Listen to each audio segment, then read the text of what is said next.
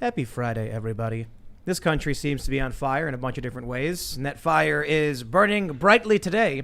We have a new story that apparently 30,000 Haitian illegal immigrants entered the country. A bunch of them are missing. 17,000 are apparently being allowed to stay. And I guess what happens, you get enough of these people at the border, the government panics because of the bad press and says, just let them all in. Just they can do whatever they want.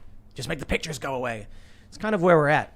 So you know what? We're going to talk a lot about that stuff because we're hanging out with Ed Calderon, and you're an expert, man. You want to introduce yourself? Yeah, sure. My name is Ed. I worked for the Mexican government for about 12 years, doing counter-narcotics work, working against people traffickers, working against cartels, and specifically kind of spending a lot of time and experiencing the border on the southern side of it, looking at some of these problems firsthand. Currently work and train people across the country, from Border Patrol to FBI, Secret Service, people that just want to be safe. And a lot of the things that I showcase and kind of show people are directly related to that experience that I had down there. So, and there's apparently I don't know if this is too off the beaten path, but you're mentioning like weird occult stuff too, like the stuff that goes on down there with like unsolved murders. I do training for law enforcement stateside related to Mexican occultism and criminal occultism. Whoa! So that's gonna be fun. We'll talk about that. Sure. And right on. Basically showing them, the current versions and symbology and trends as far as Santa Muerte, the veneration of Malverde, which is like a Mexican Robin Hood, to how some of these groups utilize some of these things in a ritualistic fashion to create fear in their enemies, or to initiate people within their ranks by having them do crazy things like eating somebody's heart, Right on. Well, that sounds like it'll be a fun conversation. We got Ian. I'm glad you're here. Thanks, Ed. Hey, good to see you, buddy. Ian Crossland, happy to be here. Thanks, Tim. I'm in the corner as well. I was just texting with one of my friends. He's like, yo, I'm at this class with Ed Calderon. And I was like, oh, that's crazy, because we're having him just next week. So I'm very excited to have him. I'm excited to hear what's going on the border. I'm afraid it's going to be depressing, but I'm looking forward to being informed.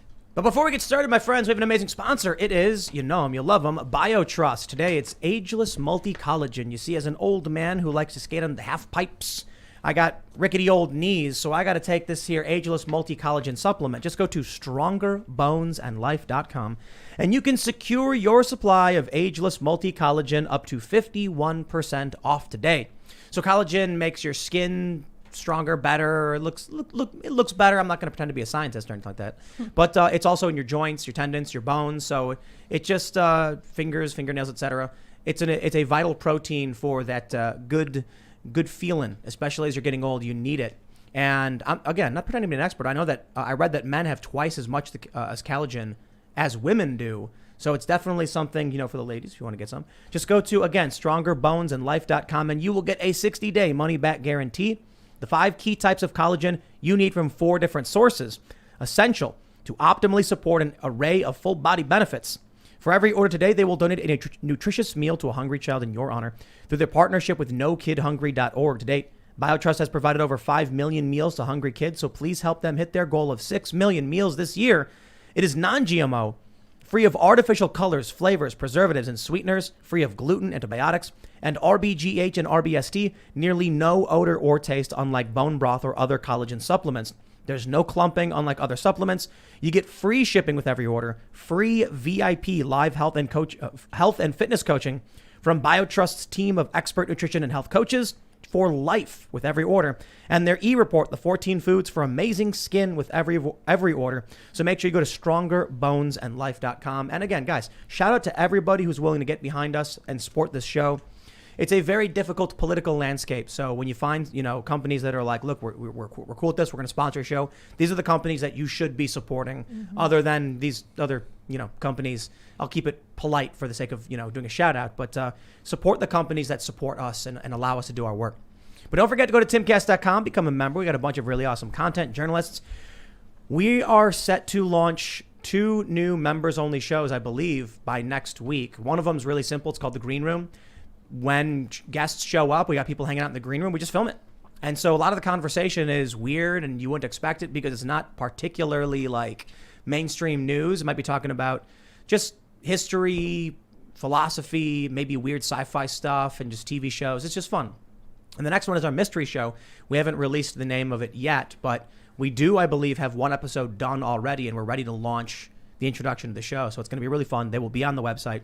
And as members, you get access to all of that extra special content as you're at your current membership rate. So we're just going to keep adding more and more stuff to the best of our abilities.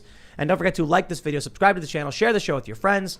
Now let's talk about what's going on in the news with this border crisis. We got the story from the Daily Mail. Mayorkas admits 30,000 Haitian migrants entered the U.S.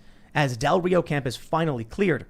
Homeland Security boss doubles previous figure as he revealed 17,400 are applying to stay. 8,000 have been deported, but 2,600 are missing. Now, here's the crazy thing. Apparently, there's a bunch of Chilean and Brazilian IDs these guys have. Yeah. So they were saying these are refugees. Like, oh, no, there was an earthquake in Haiti. They're refugees. What's happened here? So they've already been given refugee status by another country. That's why they have the IDs, which is an interesting, I don't know a lot about immigration law here. Being an immigrant myself, I did a little research, but they were already given refugee status by another country. So that's why they have those IDs. Those are part of their packages to be given that status in those countries. But so do you know the specific details about why they're coming here? Just economic migration? I mean, so things are economically they're pretty bad in a lot of places in South America. A lot of Haitians actually stayed in Mexico, for example, and a lot of them were given the refugee status in Mexico. After Trump lost the elections and after Biden came into power, there was a massive kind of like a spike in chatter and conversations in some of these Facebook groups attached to the Migrant Caravan groups that are out there. That's how they communicate. And the main narrative that was pushed forth is that the doors are open. Come now. You were saying before the show, there's like massive networks of Facebook groups that are all like organized just to get people across the border. Yeah, and it's interesting. I mean, they're kind of automated. Like as soon as something changes or shifts, like don't go to Tijuana this time. Go through Texas. Don't go through California. Go to Texas now. That's modern warfare. Yeah, having a bunch of network groups automated to tell people, oh, hey, now, like to push a message that triggers a reaction. And then what happens is you got to think about fourth and fifth generational warfare, which you cite very often. But in today's day and age, you can't send a plane with a bomber. You can't send a fighter. You're going to spark an actual hot kinetic war. But you can send disruptive forces. You can disrupt local economies. You can spread political ideology, or you can create a migrant crisis, which exhausts our resources. You see script being handed out to these people as far as what they need to say. You see advice to people. Oh, if you can't make the trip, but you have young children, have your children make the trip for you, so they can later on claim you, and chain migration can happen. How's chain migration work? If I'm if I get granted citizenship, I can then ask for my parents to be granted. So you can sponsor people. So if you, as a legal citizen, right? Let's say you know somebody who lives in the Philippines. You could sponsor them and assume, I think it's 10 years of financial liability for the individual. And it makes it substantially easier for them to come. Not perfectly easy, but substantially easier for them. So you get these kids that'll come. The parents will bring their kids. Once the kids are old enough, they say, I sponsor my parents. If the person who's sponsored accrues any public debt, then the person who sponsored them has to pay for it. So you basically can just... Is it easier to sponsor family than friends? Yeah. It's hard to sponsor friends. And a lot of these kids that you see on the border that are being smuggled over, I mean, they're not voluntarily taking the trip. There's a few videos out there. I've actually posted some of those videos on my Instagram account, which shows them that are clearly being. I mean, we had some medical professionals comment on there. I don't know. That's not my field, but I'm actually experiencing people under the effects of things like Rohypnol. Wow. What's it called? Roofie? Roofies. Oh, wow. Yeah. I've seen people under the effects of that with the lack of dilation. So why do you think this weird stuff is happening where they're giving out scripts and they're sending out these mass messages? I mean, it seems to be like an organized attempt on just moving a bunch of people into this country. And when I say organized attempt, I was in Tijuana for the first caravan when it hit there. And it's clearly organized. People are being transported. Organizers were being paid in dollars. The camps were being set up in certain places and were being completely supplied and funded by people from California driving down and giving them supplies. with this current version of it, you see people waiting on the other side of the border for some of these people as soon as they cross and getting basically distributed across the country. You see people on the southern border of Mexico, as soon as they cross, basically catch them with buses and organizing the transport on the way up. So it's a whole logistical process that's being organized by somebody. Are they bringing them from South America, or are they there waiting to catch them when they enter Mexico? I mean, they are basically, the whole advice that they're given on some of these social media groups is to amass or organize in groups. It's safer for them, right? Different than it was with the last Honduran, kind of mostly Honduran migrant caravan. One of the reasons they avoided going through the central part of Mexico into Texas was because most of the members of this caravan were actually 18th Street gang members, which traditionally have a rivalry with the 13 Mara Salvatrucha people. So that's why they went all the way through California to avoid that. Interesting. Wow. But these guys are Haitians, so they don't have that problem. Well, Chilean Haitians, they don't have that problem, so that's why they went through straight into that spot. I mean, any ideas why they're trying to get all these people to come to the U.S.? I mean, I know the people on the internet have a lot of ideas. I mean, it's an interesting way of disrupting your enemies, or I mean, if you have enemies abroad, you have people sending chemists to show cartel groups how to make fentanyl in Mexico. You have fentanyl laced heroin exploding all across this country, and it's being produced in Mexico. And you have a cartel group in Mexico that grew exponentially during the COVID epidemic, and the only reason it did so was because it had access to the Pacific side seaports and an open relationship with a supplier from China. So That's what I was going to ask. China seems obvious. It's pretty. A lot of people in Mexico that observe these things closely, and I have a lot of friends that are still active. It sort of feels more and more like China planned our downfall 50 years ago, and we're like catching it at the last minute. It's too late. I mean, from my experience, looking at some of these things progressing, you see this new cartel down there, the Cartel de Jalisco de Nueva Generación, the new generation cartel. A lot of videos on them on social media where they have all this military equipment and they're raising their rifles and stuff like that. They are expanding like at a dramatic rate across the country, and people don't realize, they can't figure out how it is possible for these groups to be expanding. And they're like, well, I mean, they're a violent group and they have connections in Mexico. They're obviously a proxy group for somebody externally. And then you realize that on the state side, these criminal groups are using Chinese banking apps to hide their money to send back to Mexico. Right? So, Nice. Wow. and also fentanyl. Just the massive amounts of fentanyl being brought into Mexico and now being produced in Mexico. People say, oh, criminal groups in China are smuggling it out. That's not how China works. That there's not a secret Chinese criminal enterprise that doesn't talk to the government out there. Right. If it's coming out of China, it's Chinese state knows about it. Yeah.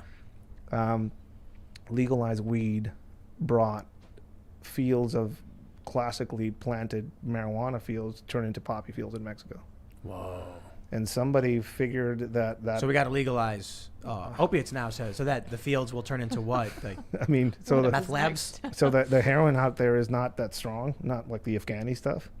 So they laced it with fentanyl. Wow. So they legalized weed in Mexico, and then they started planting opiate. As soon as you saw the legalization of weed in California, some of Yes. the crops changed into poppy, and this is around the time of the prescription opium epidemic and how it was kind of waning down, and they were ready for something else, and that something else was fentanyl laced heroin. And now the new thing is bogus pain medication laced with fentanyl. So now you're finding weird pill presses in Mexico, and they're manufacturing something that looks like a.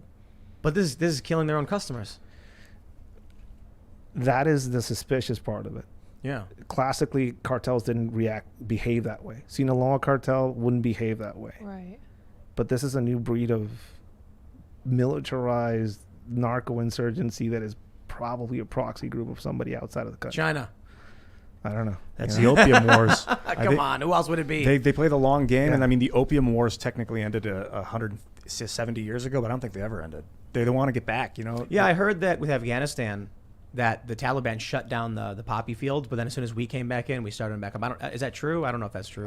But I don't have any experience in the Middle East. I do have friends that were out there, and they say that that was part of the actions of the U.S. in Afghanistan was to protect some of those fields. Wow. There's images of American troops in poppy fields. I imagined that they were real. I don't know. Now, you mentioned that when legalized marijuana came to the States, a lot of these fields turned to poppy. I was down in Mexico, this is almost 2 years ago now, and I heard from a lot of people that when marijuana became legal and they couldn't make money off it, they started just hijacking avocado companies. Yeah. That's Yeah. true? That's a bit, but not just hijacking, but paid protection. So Mexico has cartel groups, not just one. They have several. They have a few big ones. But one of the ways they operate and one of the ways they make money is not just selling drugs or trafficking drugs to the U.S. They also control a large local giant drug market and abductions for ransom and paid protection rackets. We recently had somebody get a pipe bomb for their birthday because he refused to pay for protection in the state of Guanajuato. Protection from them. From the cartels. From themselves. Yeah. So what you saw with some of these avocado orchards and some of the autodefensas or the self-defense groups that grew out of some of these conflicts out there, they would go to an avocado orchard. See, avocados in Mexico and the industry around them are just multi-million-dollar industries. They grow on trees, right? Yeah. avocado But trees. there's like a lot of them down there. Wow. And they I said would love to have an avocado tree. That'd be awesome. that'd be pretty great. They said, "Oh, this is a good, business you have here. It would be a shame if somebody, burned it all down or abducted you. So give us money to protect you." That's how it works. And the cops, there's no cops. There's no the cartels are the police. So I mean that's in some areas in Mexico. So what's the difference?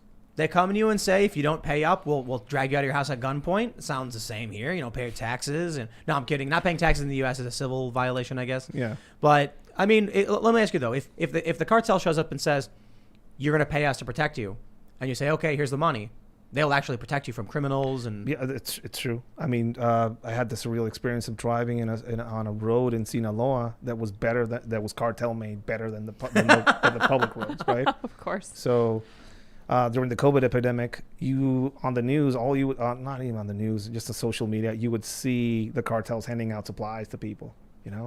You would see cartels enforcing mask mandates in some places. If we find you without a mask outside, we'll get you with a board. Wow. Right? Wow. That's one way to enforce a mandate. So they in a lot of ways they are the government in some places. I Yeah. mean, there's no fly zones over some cities because they will put down your helicopter. Right? Wow. So yes, and that's the thing with Mexico and in the U.S. as well. The U.S. refuses to recognize that its neighbor is not governed by a single entity. I mean, not publicly, it doesn't say it. It refuses to recognize that Mexico doesn't have a crime problem and has an insurgency problem. And it's not fighting an insurgency group, it's fighting several narco-insurgencies, which meet every single part of a definition of a terrorist group. I mean, if somebody sends you a pipe bomb for your birthday, Yeah. what is that group doing? If Yeah. somebody, If you don't pay your Literal terror. taxes, that won't happen.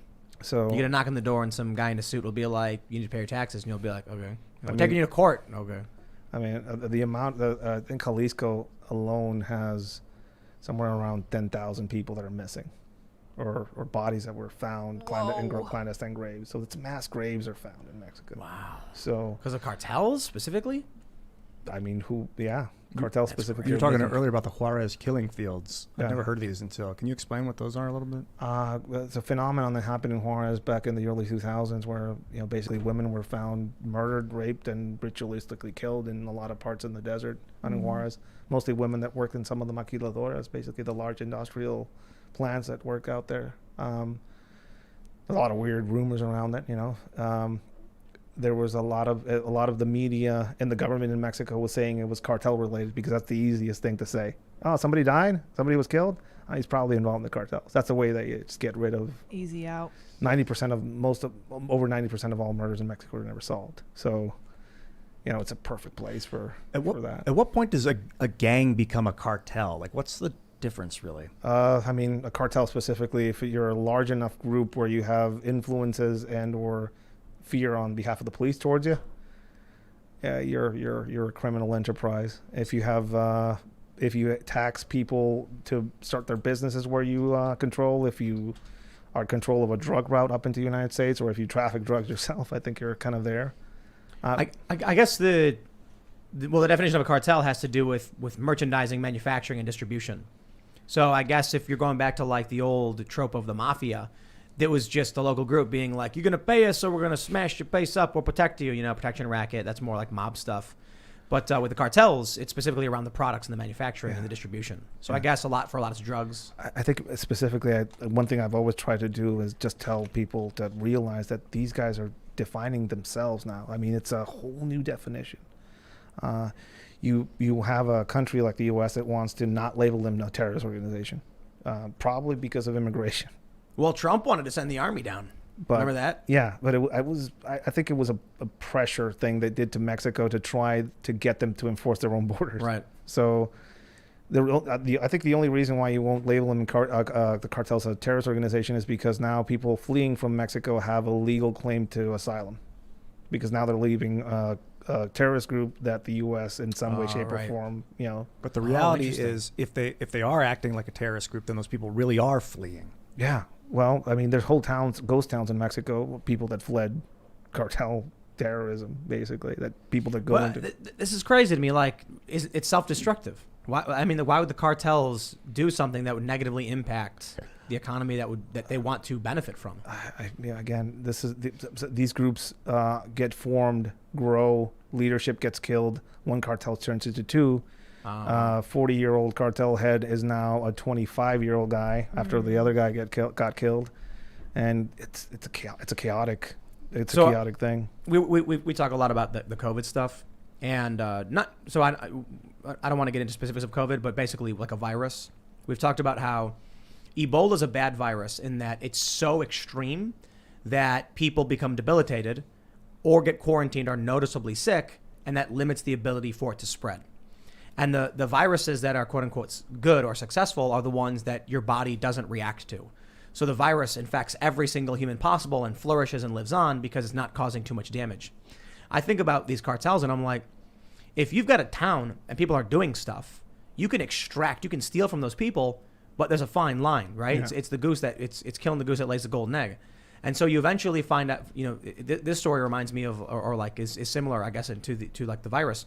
They become so extreme, they burn out the area, cause everyone to flee, and then there's nothing left to get, and then they have to leave. There's nothing there for them anymore. Yeah.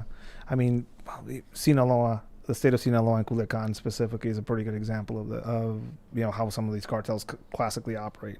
The Mexican president went to Sinaloa and shook hands with El Chapo's mom and talked to his lawyer. And then later, a few years later, 2 years later, he went and did a meeting with the local poppy and weed growers, like this televised, with the head of the security of the army next to him, and said, people are bringing fentanyl in from China and all these chemicals. Like, what about the poppy field growers, and what about the weed growers? Like, what about us? We need to support the local economy, right? So that's great. Which president was that? This is Andrés Manuel López Obrador. That's really him, huh? Yeah. He's a pro Maduro, pro Venezuela guy. He's way to the left. Oh, wow. I heard that he does these things in the morning where he comes out into his balcony and like starts yelling to the people. Is that true? He does that every Mexican Independence Day. What he does is a thing called Los Mañaneros, which is basically goes on a rant for about an hour of different subjects. The last one was he was demanding to Spain to apologize for the conquest. What? Wow. When most Mexicans are a mixture of native and Spanish. We're all kind of mixed. It's a weird thing to kind of focus on when the country's burning.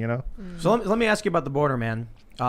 When you heard this large man with orange skin and swirly blonde hair say "build a wall," Yeah. What was your initial reaction with your experience being on the border? The fence, because it was a fence, not a wall. The fence had already been built up and was already kind of highly secure in places like the border between Tijuana and San Diego. And drug prices, specifically cocaine, have been stable for 30 years. So it means that doesn't realistically, as far as a safety feature for the United States, is a counter narcotic feature or safety to keep the bad people out. Isn't there like a point where the fence just goes to the water and you can just go around it? Yes, yes, there is, and there's always but there's a bunch of border patrol there, and they'll tackle you if you try it. Will they throw you back on the other side or what? No, they'll tackle you. They'll put you in a processing center and then put you on a bus, and they'll be walked across San Isidro probably in a few. Like right now, the way things are, like it's the next day. I think Doesn't that seem insane? That like you're on one side of the fence and you walk over and they grab you and then do all of this crazy administrative work instead of just pushing you back and back, get out of here. Yeah, no, they just want to grab you and process you and then send you back, which is amazing drain of resources. Right. Another thing, like right now during the whole Haitian push into the U.S., a lot of the checkpoints around the area that were usually manned for counter narcotic interdiction stuff completely abandoned. And you hear chatter on the southern side of the border with some of the guys that are crossing the border not to migrate but with loads on their backs. It's Christmas. Wait. So, U.S. Border Patrol is not manning these. U.S. Border Patrol abandoned most of their posts, specifically some of their roadblocks that they have, and also some of the counter narcotic interdiction stuff that they usually do in some places. A lot of these places were ghost towns or abandoned because they were all concentrated on that specific border area. And also just hearing some of the conversations, hearing some of the people that I used to work with on the south side of the border, they're all saying it's Christmas. Are they the cats are away? Are they walking across the border? Are they going through tunnels? Are they sending drones across? All of it. I found one of the first drones that ever crashed in Tijuana when I was active. Is this the Biden administration, or just what do you mean? The border's open. The border's open. The border's open, and also these massive immigration influx into the United States put most of your already outstretched resources into a single spot, which means it's Christmas for trafficking everywhere else. Yeah, bullets and guns from the north to the south, and cash. This country is being strangled out. Yeah. Strangled. Slow demise. There's a pillow over the face of America right now. And it's this border crisis is making millions and millions of dollars for people that are just waiting for the cat to go, to be busy somewhere else. This is tunnels. There's somewhere over 50 to 60 active tunnels on the border. I talked about fully submersibles way back in the day. Nobody believed me about those. Those are where we've been found. Wait. They're using submarines to smuggle stuff and people and drugs. Drugs. You wouldn't use something as valuable as a fully submersible submarine for people because then the people have a tendency to talk. I came here in a submarine. But yeah, fully submersibles, drones, like squadron of drones, catapults, small. Catapult. Oh, I heard these stories. They launch them over the trebuchets. That's the first time when I saw one. I saw one in Mexicali, and I saw it and I was like, "That's a trebuchet." Like, how do you know that word? I watched the on Reddit. KPBS ones. I think I learned about them. And so they're flinging drugs over. They fling drug loads over. They RC cars, electric control remote cars, RC cars, just speed out there. Drones, tunnels, people that have border crossing cards. Like there's a Sentry program in places like Baja, where people that cross the border regularly get extra verified by the U.S. And cartels are aware of this, so they see, oh, you're a Sentry pass guy. Let me put some load on the bottom of your car because you're already a trusted traveler, and that's an easy way to get drugs into the country. It's like that thing that kids do when you're like shopping at a 7-Eleven and then your friend puts a candy bar in your hood so you don't know what's happening, and you walk just like normally out of the store and you not acting suspicious, and the kid walks up and it's like, yeah, that only with a Kia Coke. That happens a lot on the border. Basically, a kilogram of Coca-Cola, yeah, just a 2 liter, I guess, right? Yeah, some booger sugar. It's a classic story that a lot of people get caught like that, and it's again, these guys are just looking for holes in the already hole-written wall. So Trump was right. He was right about what? The Securing the border in general. I mean, securing the border. Specifically, so what you're saying is Trump is correct, and we should build a big, beautiful 30-foot concrete wall from sea to shining sea. I mean, I think a wall is not feasible. I'm kidding. I think But I mean, like in feasible. terms of like focusing on the border and saying we've got serious problems here. Yeah. So there's serious problems with things coming from the U.S. into Mexico. That's part of the issue. It's not just things coming into what's happening the other way? Kidnappings, bullets, guns. Right.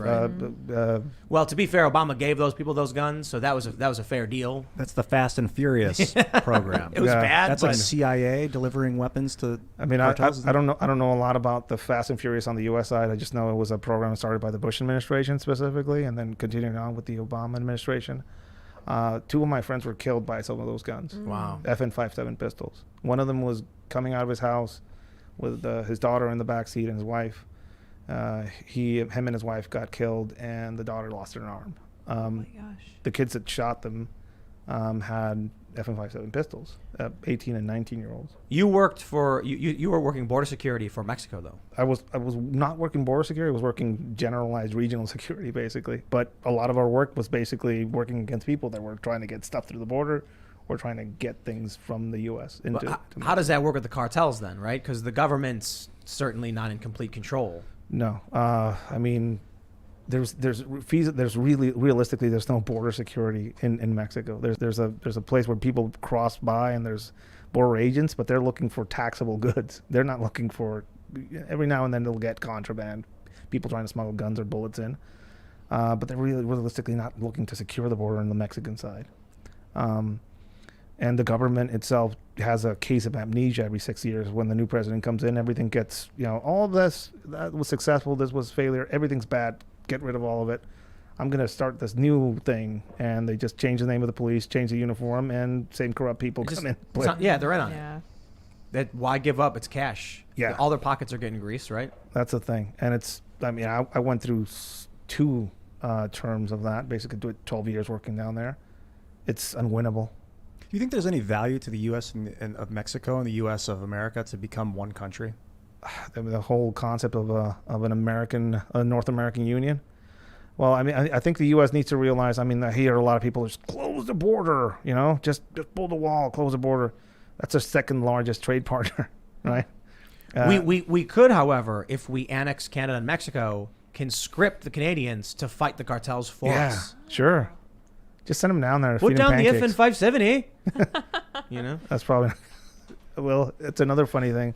When when Trump was in presidency and the border was a bit harder to get across, cartel people smugglers would just fly people to Canada. Oh, really? Yeah, that was one of the ways they would just fly people to Canada and they just walk down. That's clever. There are places in Canada where you can see these videos on Reddit where it's like there'll be like a teenager standing in between. It'll be like U.S.-Canadian border, and it's just like a chain link, like a chain going across like 2 orange posts, and there's no one anywhere near it. Yeah. There's one part where I think it's in Minnesota, where it's the honor system. You drive in, pull up to a booth, go up to the booth, like it's like a little shack. You go inside, pick up the phone and say hi. You give them your name and say I'm entering the country, and say okay, thank you, and then you hang up and then you. That's beautiful. Yeah. That will never happen, I think, on the southern border, but it's an interesting thing. I mean, it feels like it's worse. Well, people are just walking through. Like they don't even have the phone call. They don't have a phone call. Yeah. I mean, there's videos, there's trail videos and rancher videos in Texas of just guys with AKs on their backs and dressed in like camo and stuff like that from cartel groups, basically armed cartel groups in Texas, just moving around and just coming back. And what if somebody has property up against the border, and then they see some dude with like an AK coming from the border crossing onto their property? I mean, do they have a right to defend their property and stop this guy? I mean, I think they do have a right to defend their property, and they have the means if they're in Texas. The problem is that these people can get to you. Yeah. These people have a reach, and their reach isn't dependent on them crossing the border. Another weird myth that Americans have is that they're coming into this country. They want the cartels here. They're coming. They have been here for years. Yeah. They have blood ties in this country. They're in the military. They're in the military. Yeah. They're in the Yeah. border patrol. They're in politics. Apparently, you know, they're everywhere. And this border, the border fence and the border itself, they crossed it years back, and it's like places like Chicago, places like LA. When they legalized weed, some of these groups had already gone into they were already producing weed, right? So they went into the legal weed and illegal weed industry. They did both. They were growing illegal weed in federal lands on the U.S. side. Wow. So they are here. Like I hear a lot of people talking about military intervention in Mexico. It's not Afghanistan. It's not Iran. And it's not Iraq. It's right there, and also it's right here. If that happens, it's going to be an interesting conflict, because I don't think it's going to be like any conflict this country has ever fought. Specifically, it's going to be really close. I mean, they have presence. Many of these cartels have a presence in all the big cities. Yeah. I know there's like graffiti all over Chicago. In New York, there was some big story 10 years ago about MS-13 like operating in New York City. Yeah. So yeah, man. I mean, it's scary. And also the fact that Mexico has a lot of problems, but also has a lot of resources. Right. Yeah. Including one of the largest mineable lithium deposits on the planet. Really? Yeah. Are they mining it? And They should just splash water on it. Well, there was a Canadian company owned by China that wanted to buy some of those mining rights, and that ended pretty quickly. Huh. And then right around the area where some of this stuff is where the Mormon massacre happened down there, which is an interesting coincidence. When was that? That was about 2 years ago. Yeah, recent. So Which is crazy, because isn't that a Star Trek episode? what? That like Mormons from Earth go find another planet, and then like an alien race kills them, and there's an incident where they go and investigate this Mormon massacre. Are we talking about Next Generation? Next Generation, yeah. I've been thinking about that show today. I was into that when I was a kid. I'm sorry. So you're getting me. Who would you be if Maybe you were I'm on the- misremembering. What? Who'd you be? Riker. Yeah, you look like him too. Riker. Yeah, all the dude. way. Number one. Riker, and I would get some of the data arms, just crush people the whole time. Okay. I'm confirming what you were talking about. The lithium mine in Sonora, largest deposit with proven and probable reserves of 243.8 million tons of probable reserves, about 4.5 million tons of lithium as of 2019. If the U.S. actually goes in there into Mexico, I think it's not going to be about regime change or cartels or terrorism. It's going to be about Making batteries. yeah. Did you guys ever put water on lithium? No, I think I've seen it happen. It explodes, right? Yeah, it rips the hydrogen out of the water, I guess, or the oxygen out. I can't remember. It's very And then exciting. it heats up really, really quickly and starts on Expands. fire. That's the Expands craziest and thing. burns. Splashing water, it starts on fire. Yeah, it's But this is like Magnesium, grade too, I school, high school science class stuff. So Yeah. Every now and then you'll see somebody with a smartphone with an old battery. boom. Boom. So when you were doing security, you're out on the border, and are you spending a lot of time out in the middle of nowhere in the desert and stuff? Yeah. Sometimes. Yeah. You ever Sometimes see any aliens? I saw a few U.S. drones flying places where they shouldn't be flying. I was only half kidding. What I want to say is like, have you experienced like weird things, Out on the creepy border? things? Yeah, I assume the answer is yes, right? But I don't want to make this like obviously like Bigfoot or Chupacabra. No, I mean like literally like have there been like weird people? Have you like seen operations happening and weird stuff like aliens? Weird calls from high up people, telling us to deliver certain people that shouldn't be arrested. Corruption. Corruption of some sort, but on both sides, because these people Or undercover operations. could be. Yeah. Who knows? Seeing armed Americans in Mexico working, and Whoa. Americans working in Mexico armed. That's a thing. I've heard stories that there was one story I was reading about. I don't know if you read this one. Like a journalist went to El Chapo's house or whatever. You ever hear this one? I think this may have been Vice. It's been a long time, but apparently like, maybe this is confidential information. I can't remember. Anyway, but he was working with Americans. His security were all North American accent guys, like top level, former military, stuff like that. The New Generation Cartel has a training camp somewhere in Jalisco, and American SF something or other has trained them. So I don't know if it's an official, it can't be an official capacity, but some sort of former military specialized training. That's what you see out there. Has there ever been a moment where you were like, crap your pants scared, seeing something, Geiger counter being put into a drug tunnel?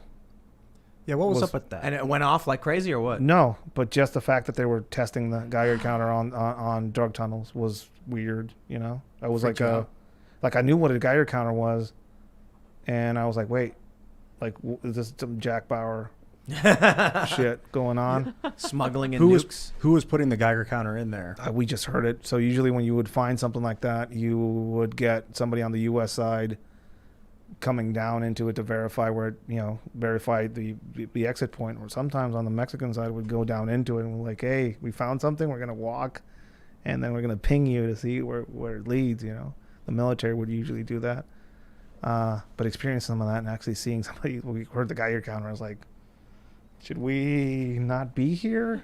That was like a weird unknown thing. I mean, I guess the worry by the U.S. government, somebody might kind of put a nuke into the country like that. I don't know.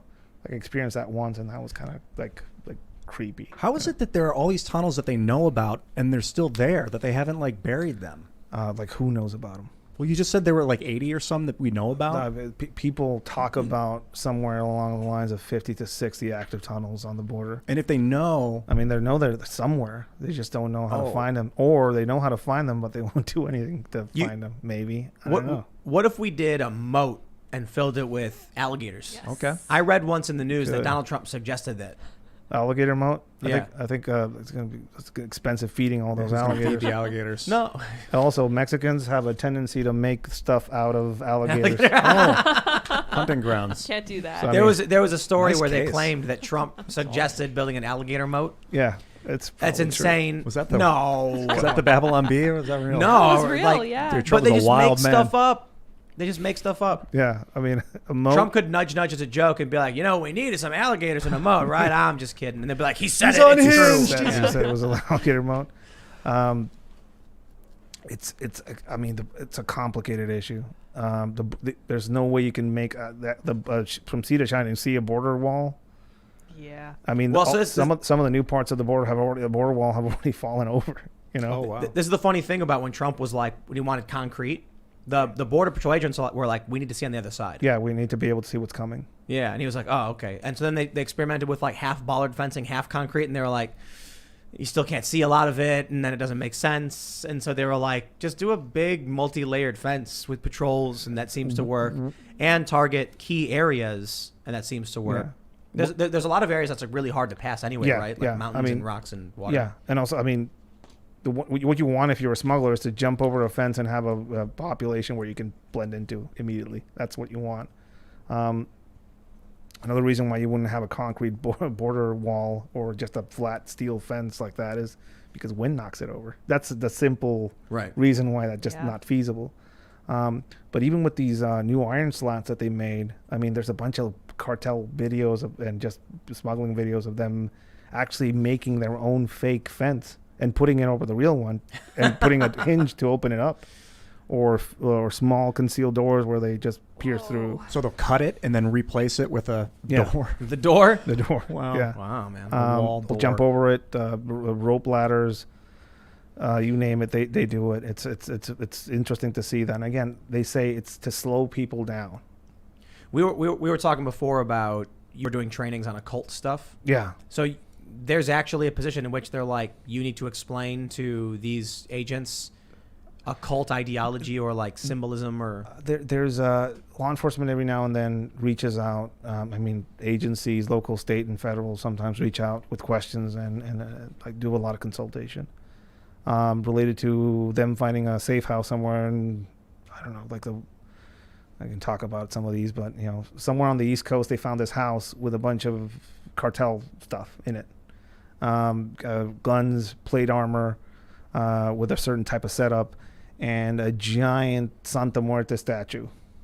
Santa Muerte is basically it's in Mexico they venerate death as a deity. So a giant reaper statue in a place, and it had certain colors. The candles were a certain way. There was a plate with certain offerings, and 5 federal agents that are Caucasian from, that have no idea what they're looking at are now asking me, like, what does this mean?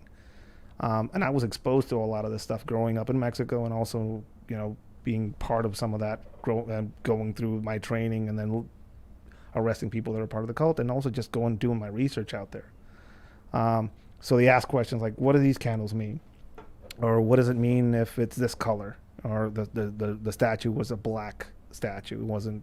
Sometimes you find them in rainbow colors or red or yellow. Rainbow death. Rainbow death. Basically, if you want to cover all your bases, LGBT death. Festive. Well, it's no, I mean that for real. Like, well, I mean, it's if you have money problems, love problems, if you want to kill somebody and you don't want to get killed back, and you want to have luck in a future endeavor, you go for a rainbow statue because it covers all your bases. Yeah. really? Yeah.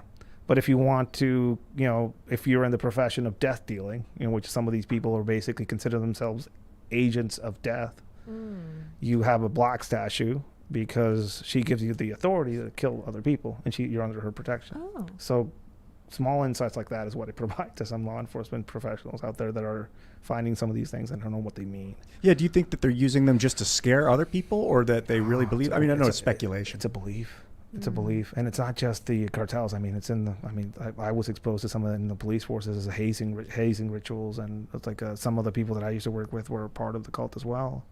It's like spread out. It's a desperate place. It's one of the most Catholic countries in the world, and some of these things just thrive in places like that. They have Santa Muerte, which is a death deity.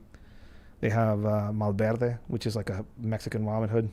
The dude that used to rob the rich and would give the money to the poor.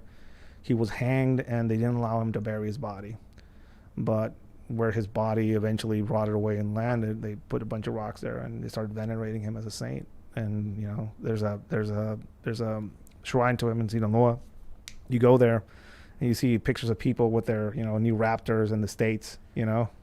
Like, thank you for letting me cross, and I just came back to repay you what you did for me, or somebody with a gold AK somewhere, like this, my gosh. Wow. So people, it's a belief system. So a lot of this is actually being brought with people stateside. So there's like a Santa Muerte church in LA. There's a roadside. Every now and then you find I find like roadside graffiti and or shrines of to Malverde, or like some of these things are like it's here again now. Does that just mean Saint Death?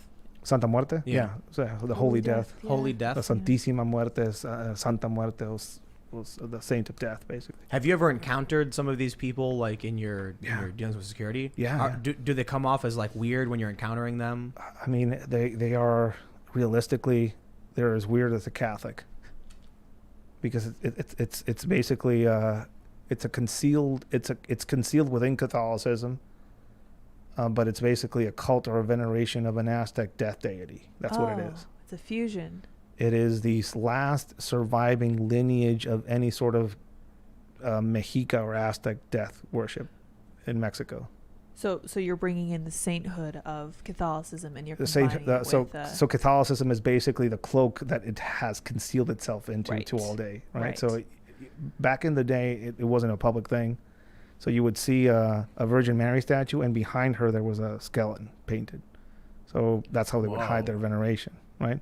And even to this day, the La Virgen de Guadalupe, the version, the brown version that they venerate in Mexico, there's an eagle feathered cherub underneath her, pushing her up. Interesting. And a cherub doesn't have eagle wings, specifically black tip eagle wings. That is the Aztec war god. And the Aztec war god was given birth to by Coatlicue, which later on turned into the Holy Death. Oh. So in a lot of ways, it's always been kind of concealed in plain view for people. But now it's adopted itself into being venerated by marginalized communities, criminal groups, police officers, the military. That is who venerates it. And its elements have crossed the border, and every now and then the law enforcement finds them up here, and they're like, what the hell are we looking at? Right. And some of the ritualized killings they do for video purposes that they spread on social media and stuff like that. See, that's a bit different from like Christians, Like, I don't think we get a lot of that. Yeah, Alex, you get some weird stuff for sure, but Alex Jones was on before and talking about like these kind of blood rituals that they would do, the Aztecs and stuff. And I looked into it, and it's called bloodletting. It's an ancient, very well-known Bloodletting is practice. just like you have a Like headache, medical so you thing. drain blood or something. Similar, yeah. And it's like he was like, you put glass through your genital, and it's like, that's all bloodletting. That's ancient weird. So I went through a bunch of weird hazing rituals when coming up through training, and a lot of them were done by people. So a lot of the training that I went through first was done by GAFE members. GAFE members are the people that later on turned into the Zetas, which is basically a Mexican Army SF group that said, these guys pay more. So they just left they just left the barracks and became bodyguards to one of the biggest cartel heads back then. A lot of these guys were the ones that were in charge of our training coming up. So they were pretty brutal in some of the training. And they also introduced a few weird occult elements into some of the training we got, right? Interesting. They would cut you to see if you would flinch, right? So like they cut me with a knife right there, and there was always some sort of pain or just suffering of some sort to see if you were strong enough, and there was always bleeding happening. It was a weird thing. So you were were you undercover? No, this is government training That's to get you basic. into go to work on some of these things. And again, it's the occultist elements in that are everywhere. Like they're infused into the culture. You see them within the military. You see them within the criminal groups. I remember the first time we went to a house and we found this giant, actual human skull statue. In the bottom of it, it had a bowl and it had the picture of the guy that ran us, or the guy, one of our bosses, was in the bowl, and looked at it. It's like took a picture of it and sent it back, and he was like, "Burn the house," Whoa. Wow. You ever experience anything in like pursuit of or investigation of some occult stuff that gave you pause or made you question? I mean, is this stuff real? I think things have a power that we give them, right? Things have the power that we give them to. So specifically, I think there was this lady who was she was pretty famous. I can't say her name, but she was pretty famous for being like the head witch of cartel people. Oh wow. And everybody feared her. She had the mal de ojo power, and she could curse you by your sight and stuff like that. When I wanted to learn more about this type of stuff for my own research and just to know about it, to kind of gather some of this information to then kind of transfer to people that might need it later on in life, I helped out two of her sons that were in a stolen vehicle thing, right? So I helped them out, and I told them I just need an intro to your mom so I can talk about some of these things. Sure. I went to her place where she would do her her work. She's arrived in a Mercedes in the back, changed out of her good clothes and put on a weird witch costume, I guess. Lady comes in. My husband is cursed, and he works for the cartels, and he's cursed, and I need my work done on him. Okay. I don't know the name of the demon that is placed on your husband, so I can't take this job. Slides over the $500 that she just put on the table. It's like, wow, this is an honest witch. Flex, yeah, wow. But if things start happening at your husband's house at 3 a.m, I think I might know the name, so come back. Oh my God. As soon as she leaves, 2 kids walk in with a bag full of cats. And they get tasked with going and following this lady and going to her house and dumping these cats in her backyard. I see. Okay. She comes back with $5,000 Oh shit. to get rid of this curse, whatever this is. Black magic at its core is just a form of weaponized psychology, I think. So this is not something that made you believe. It's something that made you not believe. This is something that made me respect the ability of manipulation that some human beings have, and reanalyze everything I thought was real. That's classic con game material. I knew a guy once, and he worked with a guy, and when I started talking to him, he told me the story about how he lent his friend $5,000, and I was like, "What? Why?" And he goes, "No, it's fine. He's good for it. He's paid me back before." And I'm like, "Dude, what happened?" And he's like, "Yeah, he asked to borrow $500, a couple weeks ago, and said I'll pay you back on payday." And I lent him the money, and then sure enough, payday comes around, he paid me back no problem. And then he needed to help out.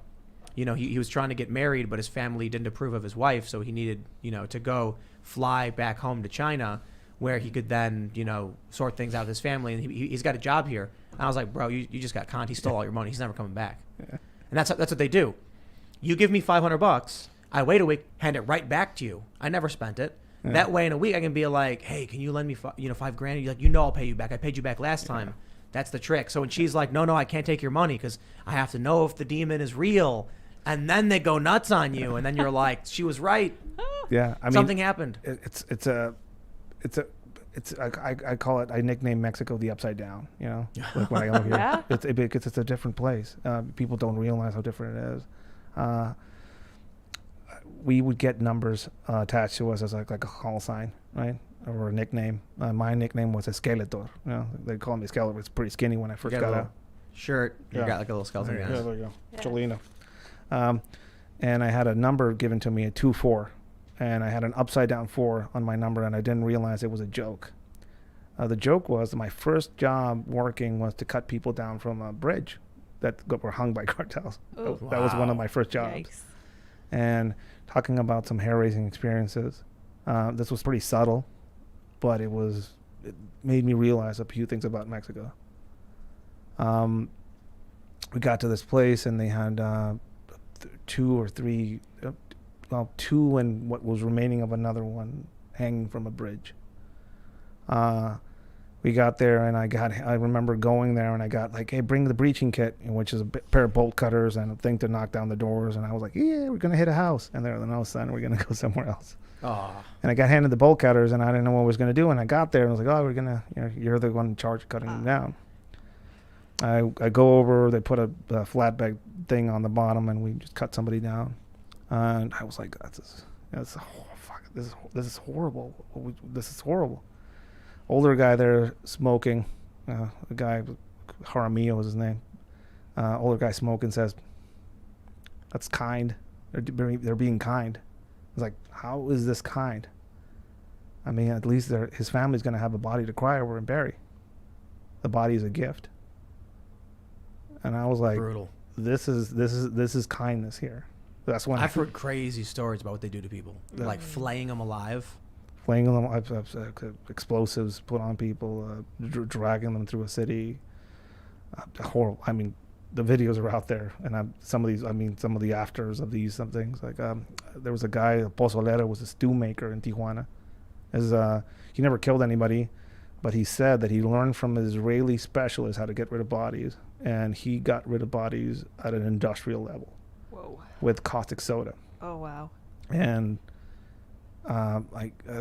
one of my guys ran through a field once and got his foot inside of one of the pits where he would dump things, and he had to go to the hospital for chemical stuff, and also the hole exposed the smell. Oh, no. Which is, to this day, I can't go to Korean barbecue places because it just freaks me out. People in the United States do not realize how good they have it.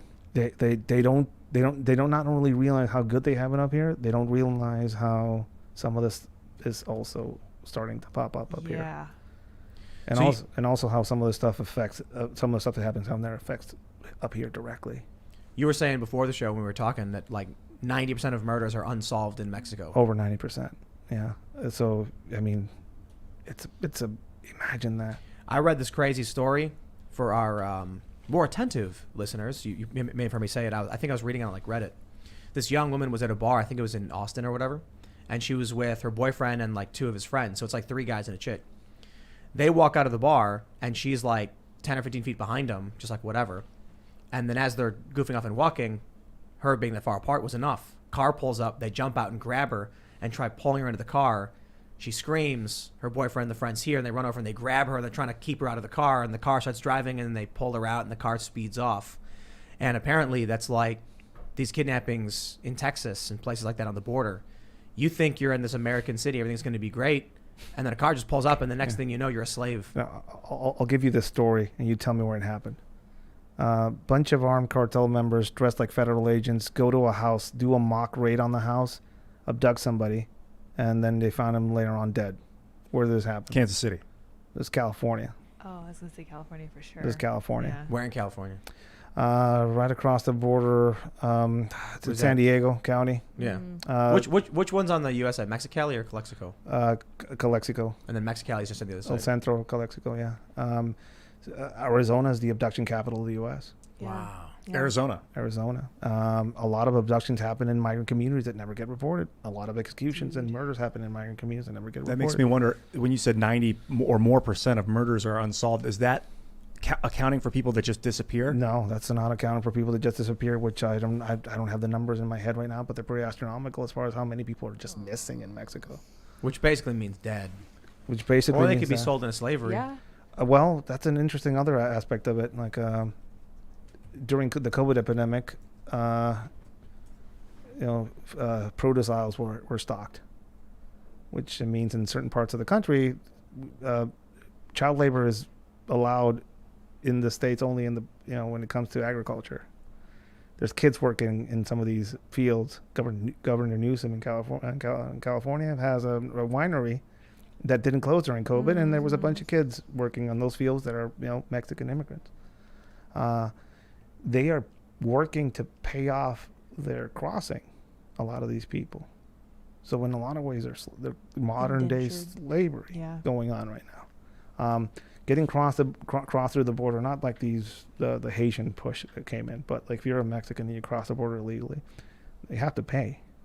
And if you can't pay, you get a little tab on your wrist. So when you get picked up on the U.S. side, they know you still owe, so you get processed in a bit different way. And some of these people end up in fields and in manufacturing places across the country, and some of them go into, if they're female, some of them go into the trade as well. Mm-hmm. And they're basically working off their debt. And if they can't pay it, their families that are already set up stateside are paying it. Wow. So what's like the average that someone would have to pay for something like that?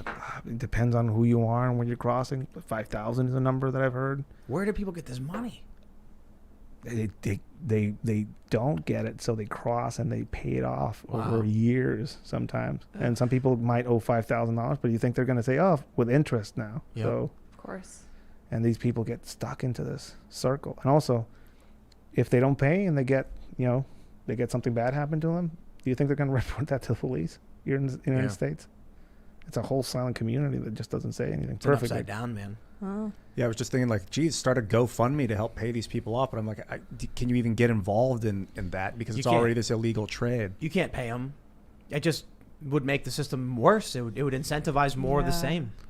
How do we fix this? First recognition of a narco insurgency with multiple fronts right next door to your country, and it is a narco insurgency. Recognize that the fact that the Mexican government is not going to help you fix the problem, because it's part of the problem. Realize that they are terrorist organizations. They are their own definition of a terrorist organization. The U.S. should come up with a new definition for them, because they're a new definition. They're utilizing pipe bombs, mortar bombs. They're utilizing IRA style tactics to develop explosives now on drones that they land on police vehicles. Like in that game, Watch Dogs. You ever play that? Mm-mm. Yeah, they do drones with bombs on them, and then you could. Or you can go to Michoacan and you see it for real. Oh, jeez. Man, I remember warning some government officials when I was doing consulting on drone stuff. When drones started first, like consumer level drones were first becoming prominent. I actually there was this organization that sent a person to like these news organizations, and they asked me because I had a bunch of expertise in doing work with drones. And then I was talking to them, and they were like, "What are the concerns about safety?" And I was like, "Oh, the most obvious one is someone straps a bomb to a consumer-grade drone for a couple $100, and there's nothing you can do about it." Yeah. And they were like, "Yeah, like what do you do? Even if you get the drone down, it's a flying bomb." It's a flying bomb. So the cartels are basically making homemade Claymore mines that are putting them on the bottom of a drone. And these drones are dirt cheap. Yeah. They're and all Crazy. of these Chinese Alibaba level drones, but they're workable. And you have one of those go off high enough, the radius is pretty good to get a lot of people, or they land on top of a car and explode them. Especially they put like nails and stuff. Yeah. Depending on how much weight they can carry on them. If they do a moderately sized drone, they can there's crazy stuff. I posted a video up recently of a quad drone with a guy holding onto it. Whoa. And they were being lifted up, and it was like somewhere in the hills in Mexico. They're kind of testing that out for something, maybe breaking somebody out of prison or something. Well, Casey Neistat did that big drone where it pulled him on his snowboard and then like lifted him up and everything too. Yeah, that's exciting. I mean, I know it's a different context, but that's super cool. I mean, if El Chapo was in prison long enough, I mean, he probably could have gone out with a drone. That would be some Batman level villainy going on, right? I mean, it's the craziest thing right now. A drone big enough can just automatically fly by tracking GPS and then stop over you and then drop a rope and it can pull you out. Yeah, that's crazy. I remember finding one of the first drones, like a first drug load drones in Tijuana, and I'd never seen one outside. Like in reality, I saw them on the internet and stuff like that. And all of a sudden, I find this quad drone on the ground with a giant brick of meth. Wow. And we still how big was the drone? It's about. I mean, it's probably about that big. Those guys, when they fly, their blades are strong and so fast they'd slice your fingers. Oh off. wow. Yeah, no joke.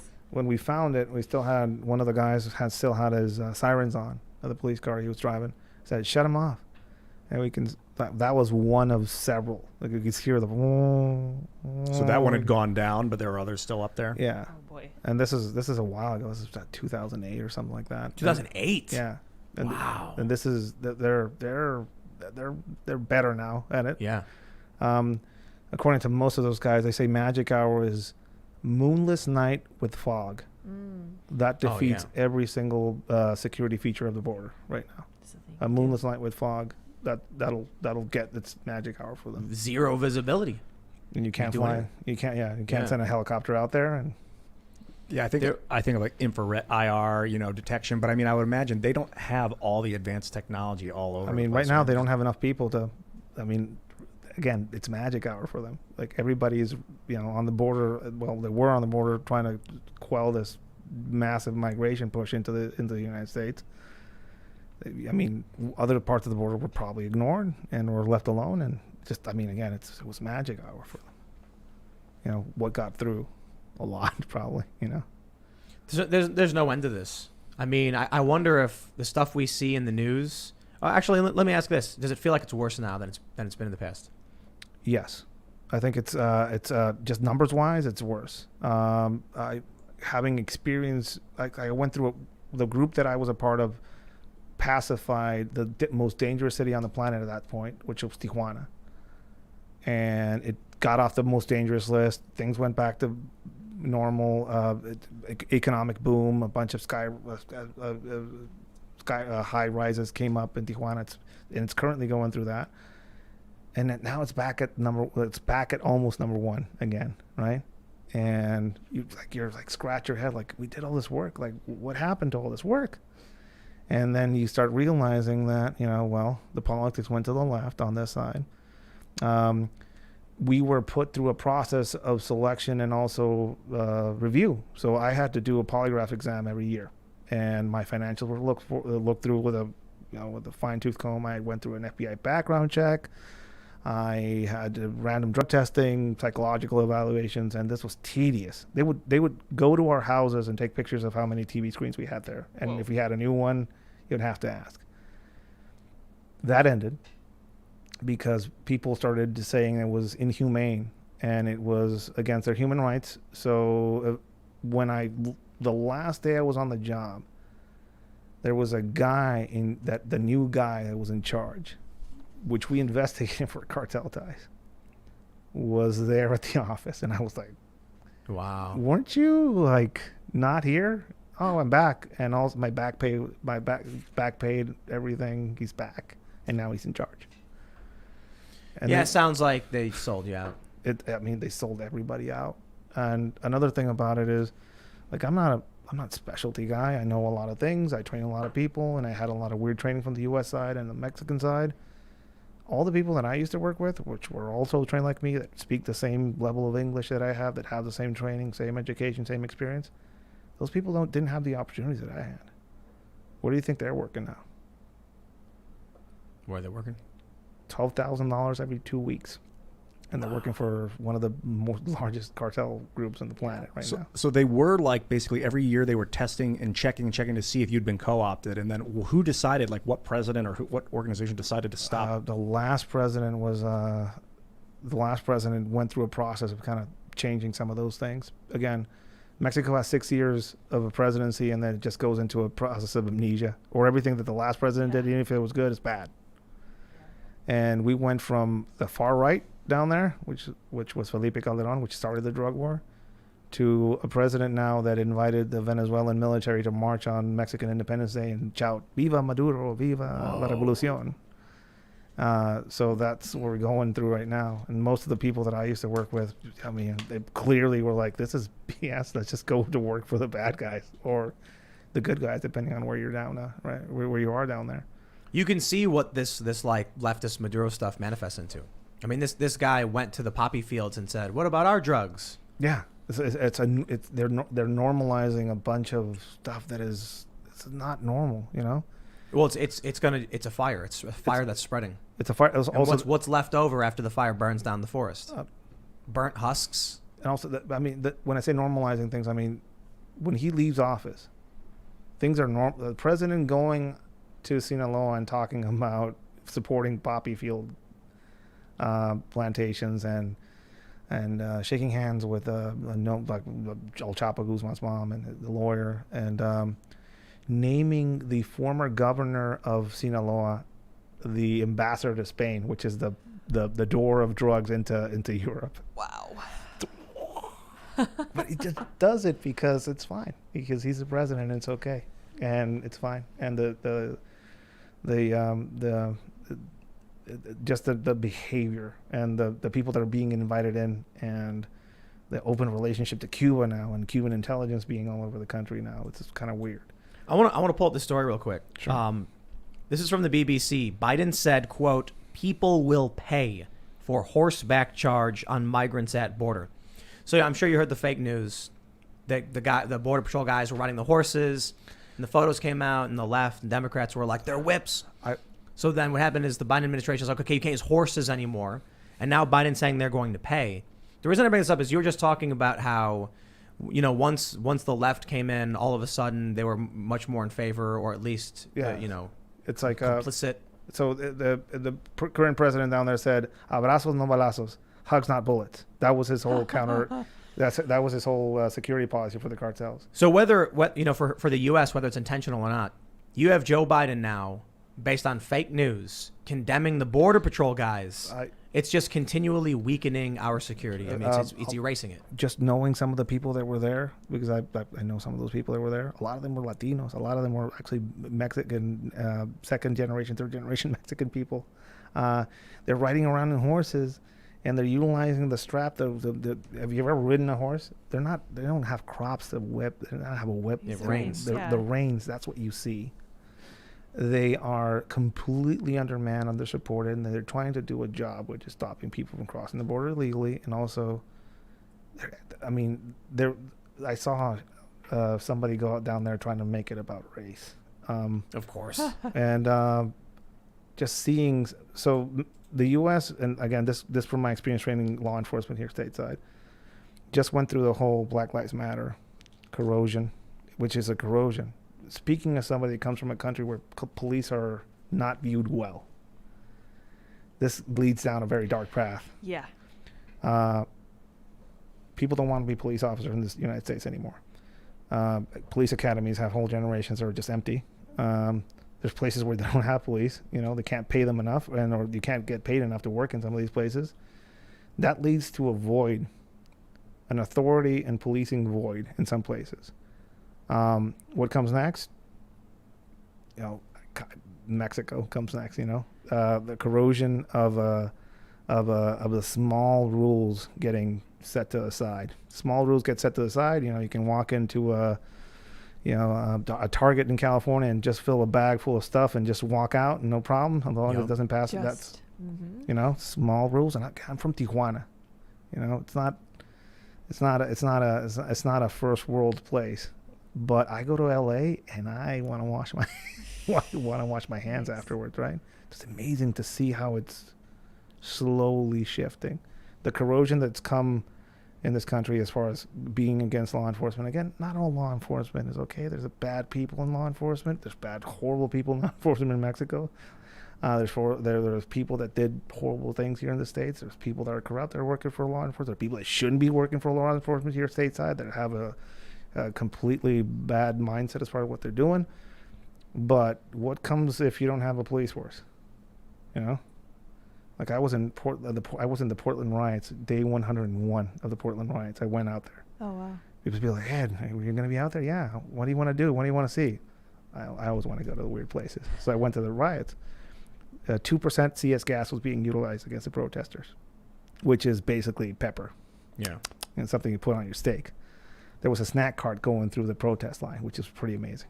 There was a little Asian girl with a bicycle helmet shouting, kill the police or something like that. And then somebody threw a Molotov at the police, and it landed on the feet of a protester there. Who do you think all of them screamed for when that happened? Of course. And the state police walked over, put him out, and then went back through the line. You want to know what would happen if there were no police? I'll tell you. If something like Portland happened in a place where there were no police, the locals would walk out with their guns, and it would not be pretty. See, the issue is in places like Portland, where you do have the right to keep and bear arms more so than many other states, regular people know if Antifa shows up with Molotov cocktails and I defend myself, I go to prison. So they don't do it. It's because they're scared of the police, and the police allow Antifa free reign. Yeah. So I've not been a big fan of, the police over that specifically and over the lockdown stuff. And a lot of people have said, oh, you can't blame the cops, you got to blame the leadership. And I'm like, no, I think if the cop walked up to the guy and arrested him and said, you deal with it later, at the very least, that would slowly start putting a stop to these things. If they started actively, going where these rioters were going when they go into residential neighborhoods and stopping them from going to people's homes and threatening the residents. They're not doing it, though. I was there for a night, and I'm not the smartest, man alive or anything like that, but I was there for a night, and I could figure out that all these people there were not from Portland, that they were all bussed in and or drove in and all carpooled in. I could tell you exactly where they parked. I could tell you where their plates were from. I could tell you where they were car surfing. I could tell you just by walking around there and hearing their conversations, I could tell you what social media they were utilizing to organize their endeavors. And it was all a show. It was all a played out show. Look at the McCloskeys, right? You can criticize them for waving the guns around or whatever, but the point is a group of Black Lives Matter people broke into private property. And when they simply brandished their weapons on their own property as people were on their property and said, get out, they got arrested and charged for it. Yeah. So regular people know this. Antifa gets free reign. Black Lives Matter gets free reign. You can't defend yourself. Remove the police, people start defending themselves. The riots are over instantly. It would not look good, and I would not want to see what happens. But I tell you, if the cops won't actually enforce this, if the justice system will not hold these people to account, eventually the police start losing support. We start seeing things like we did where Trump supporters and conservatives were throwing the Blue Lives Matter flag on the ground and stomping on it. Yeah. And then eventually they're like, I don't care, get rid of the cops. Whatever, so be it. If you're not going to protect me, you're going to ignore what they do and then come at me when I try to protect myself, like we've seen in the press numerous times. People are going to say no to it. It's a small as long as they're paying attention. It's the small rules that go first, and then the big ones start getting corroded. And I think we're past the small rules part. And, it's insane. And again, I come from a country where that happened probably in the 80s and the 90s, Right. and this is what comes after. Mad Max level. The cars. fact, and you see the Haitian migrants walking back and forth. Yeah. There's no border. I'm sorry, there's no border. You can't call it a border. That's not correct. It's not there. There's no border, and also the people that are enforcing the border on this side are now even more neuter than they were. Right. So you go into hypotheticals, and again, if somebody like some evil entity out there wanted to do something on the border, Christmas right now, Christmas, Yeah. Navidad, Yep. this is Christmas right now, and also, who wants to go into border protection, now, like Who wants to go into that any job? of these jobs? Geez, look what that guy with the reins. He's being demonized by the They president. took their horses for- away Right. over fake news. Biden is attacking them, saying they'll pay because people on the Because of a the picture. Democrat. This is what happens every single time. This is why look, the Democrats come out and say Hunter Biden's laptop story is fake news when it was real. They come out and they say Russiagate is real news when it's fake. Ukrainegate is real news when it's fake. They say they're whipping people. It's fake news. How often are we going to see our culture, our country, capitulate to the lies from these psychopaths who just scream random garbage when they panic? Yeah, I mean the racism thing with one of the most Latin groups of federal police out there is pretty insane. I don't get me wrong. I'm a migrant. Like, I'm a legal resident of this country. I went through my process during Trump's election, which made my process that usually takes 6 months into one that took 2 years. And I'm not a fan, and I was pretty disappointed, but I went through it legally, right? I went through it legally, and I'm an idiot. You just wait. And I'll say it in Spanish, que pendejo. You know, I should have just, just sat on that border and just crossed and get shipped out to any, whatever. I got friends. I have a friend in Eastern Europe, and it's actually a brutal conversation to be like, I would like my friend to simply visit, 2 weeks, come see America for once. Damn near impossible.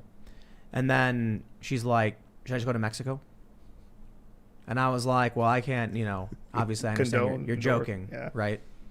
But that's the reality of, like, even people in other countries are like, that's why you see people in Africa fly to Brazil and then come to Mexico, because they know the border doesn't exist. It's an open joke internationally that, it's a hard thing to get a visa, but it's easy to just travel to Mexico. Yeah. And it's not, you don't even need a visa to go to Mexico. You can just violently cross the southern border into Mexico, beat federal police in Mexico, beat them up, cross the border violently, just make it all the way through, go to the border, and be welcomed on the other side. That they'll fight the police in the southern border. They'll fight the police in the southern border. They'll throw rocks at them. They'll be violent towards them. They will go through communities, and all the communities are just doing this to them. Just go past. Yeah. When the first migrant caravan came up into Tijuana, the locals protested. Yeah, I remember that. The Make Tijuana Great Again hats, which I may or may not have something to do with that. The locals were wearing, the mayor of Tijuana was wearing a Make Tijuana Great Again hat, right? But they were like called racist. Like, all these guys are brown, right? And also, we just absorbed a whole segment of the population of the Haitian migrants coming into Tijuana, which they're I mean, as far as our experience with them, they were pretty good. They melded into the populace. They worked. They're fine. Now these Hondurans came in, and they were saying that they were going to turn Tijuana into Honduras, right? They were saying that they were going to shoot people that they wanted to mess with them. 2 of them got picked up by the cartels immediately. Whoa! Immediately, so they calmed down a bit. And then they were complaining about the food that they were being given because they didn't want beans. They thought that was pig food, which is, if you tell that to a Mexican, it's like, but that's the experience that the locals have had with them, and it's not a good experience. And it's amazing that, the first camp they had was next to a school. They had to close the school down because they kept getting harassed by the people there. But the Americans would come in and hand out backpacks, tents, food, clothing. And these guys were like, thank you, muchas gracias, thank you. And then you would see that at the open air market being sold and flipped. Yep. Right? And it was like, is anybody seeing this? American media shows up, get the kids out. Let's put them around. And the females out. Put them here on the outskirts so they can get, that's what they need. That way AOC can show up and start crying at the fence, tricking a bunch of dumb people into voting away their rights and their sovereignty. The last caravan that showed up in Tijuana set up right on the border and right in the middle of it, and I'll post this picture up tonight. I think I'll find it. Right in the middle of that camp, Biden flag. Yeah. And I went around and talked to a few of them. They were pretty defensive, but main thing is that the door's open. Welcome in. This is the time. The door's going to close again probably in a few years, so we need to go now. Let us in, Joe Biden. You said that in the 80s is when the little things started to become overlooked, and then it slowly led towards... I mean, Mexico's always been... the corruption's always been systemic there, but yeah, I mean, the true corrosion that,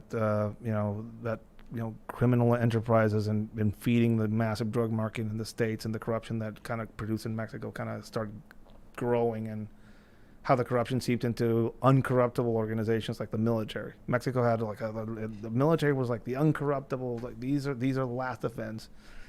And then you had the Zetas, and then you had a bunch of generals being arrested for cartel ties. And then that shifted. Now that's why you see the Mexican Marines being utilized more now.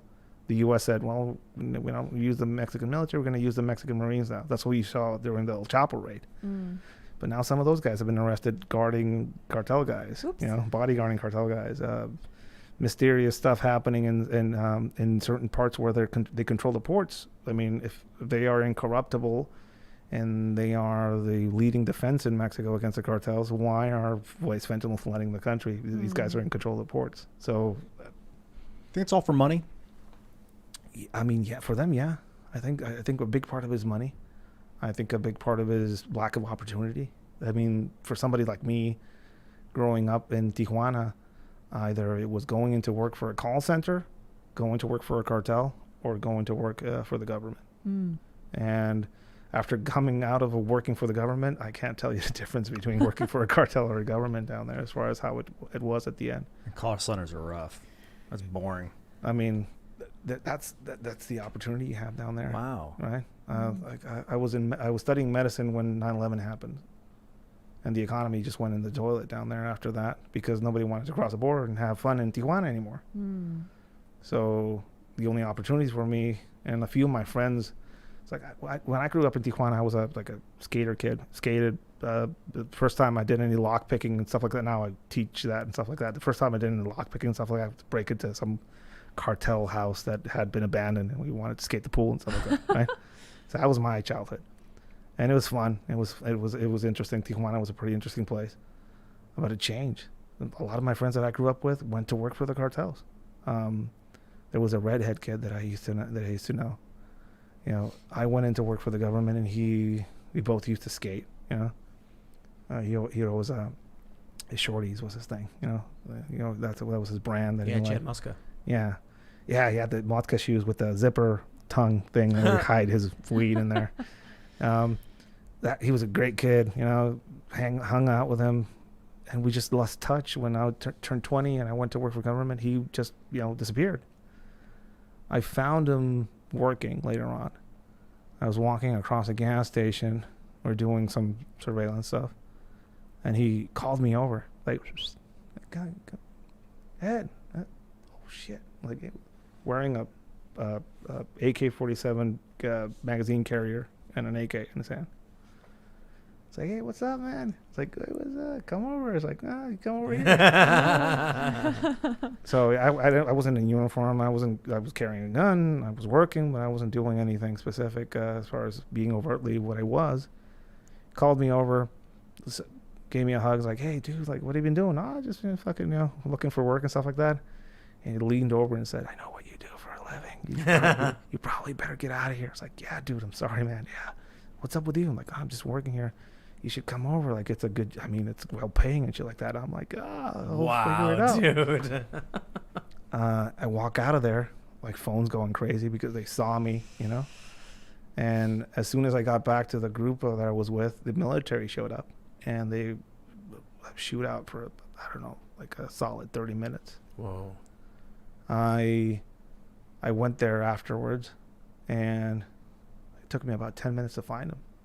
He was shot dead underneath a car. He was the only one with red hair there. He was a redhead. I stayed with his body, and I stayed with his body all night and called his parents to release the body. The war down there is different. It's not going off to Afghanistan and doing things. It's not going off to the Middle East. It's within our homes with people that we speak the same language with. Sometimes we would kill one of them, and they would kill one of us, and the funerary services were at the same place. Jeez. It's a different war, and as far as what it produces, as far as individuals and people and bad people, and just the methodology that is being showcased, as far as the first people that we've seen in the Western Hemisphere weaponize drones are the cartels, and that's a light that is now like ideological and methodological idea now that is out there. The first people that weaponized torture videos and stuff like that on social media were the cartels, not ISIS. Yep. ISIS got the idea from the cartels. Yep. It's turning into the school. It's turning into a school of thought, of method. It's turning into a producer of people. of bad people and good people, maybe, I don't know, but of people that are capable, what you saw in Afghanistan when the CIA went in there and trained some of the local populace to fight the Soviets, and what that later turned into. The U.S. trained people in Mexico. I was one of them. And what is that going to turn into in a few decades? Same thing it always does. It's a scary thing that I don't see this covered on the U.S. side a lot, and people don't talk about it that much, or if they do, it's like something that's in the future for them. Like they're coming here eventually. They'll come here. Like, it's here already. That's a scary part of it. That just the ignorance around it. You think if people learn Spanish, it will help?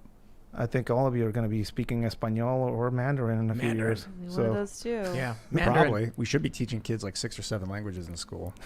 Well, yeah. We don't. Other countries do. We don't. You can't get into a career path in Mexico unless you know English. And it's like that's true for a lot of countries, though. Yeah, it's always been interesting for me to like meet people in the States that don't speak another language. It's pretty weird, right? Yeah. That's most, I'm pretty sure, right? Nice try. Un poquito. Un poquito. Like I travel across the country every weekend. I do classes all over the country, so I get to see weird places and experience this country. For 3 years, I've been traveling nonstop. So it's just interesting going from LA to Alabama to going to like living in Kentucky for a bit. And everybody was like, "Hey Ed, aren't you worried about Kentucky? It's very racist." It's like, Mexico's very racist. These people are amateurs. Yeah, America's like one of the least racist places I've ever been to.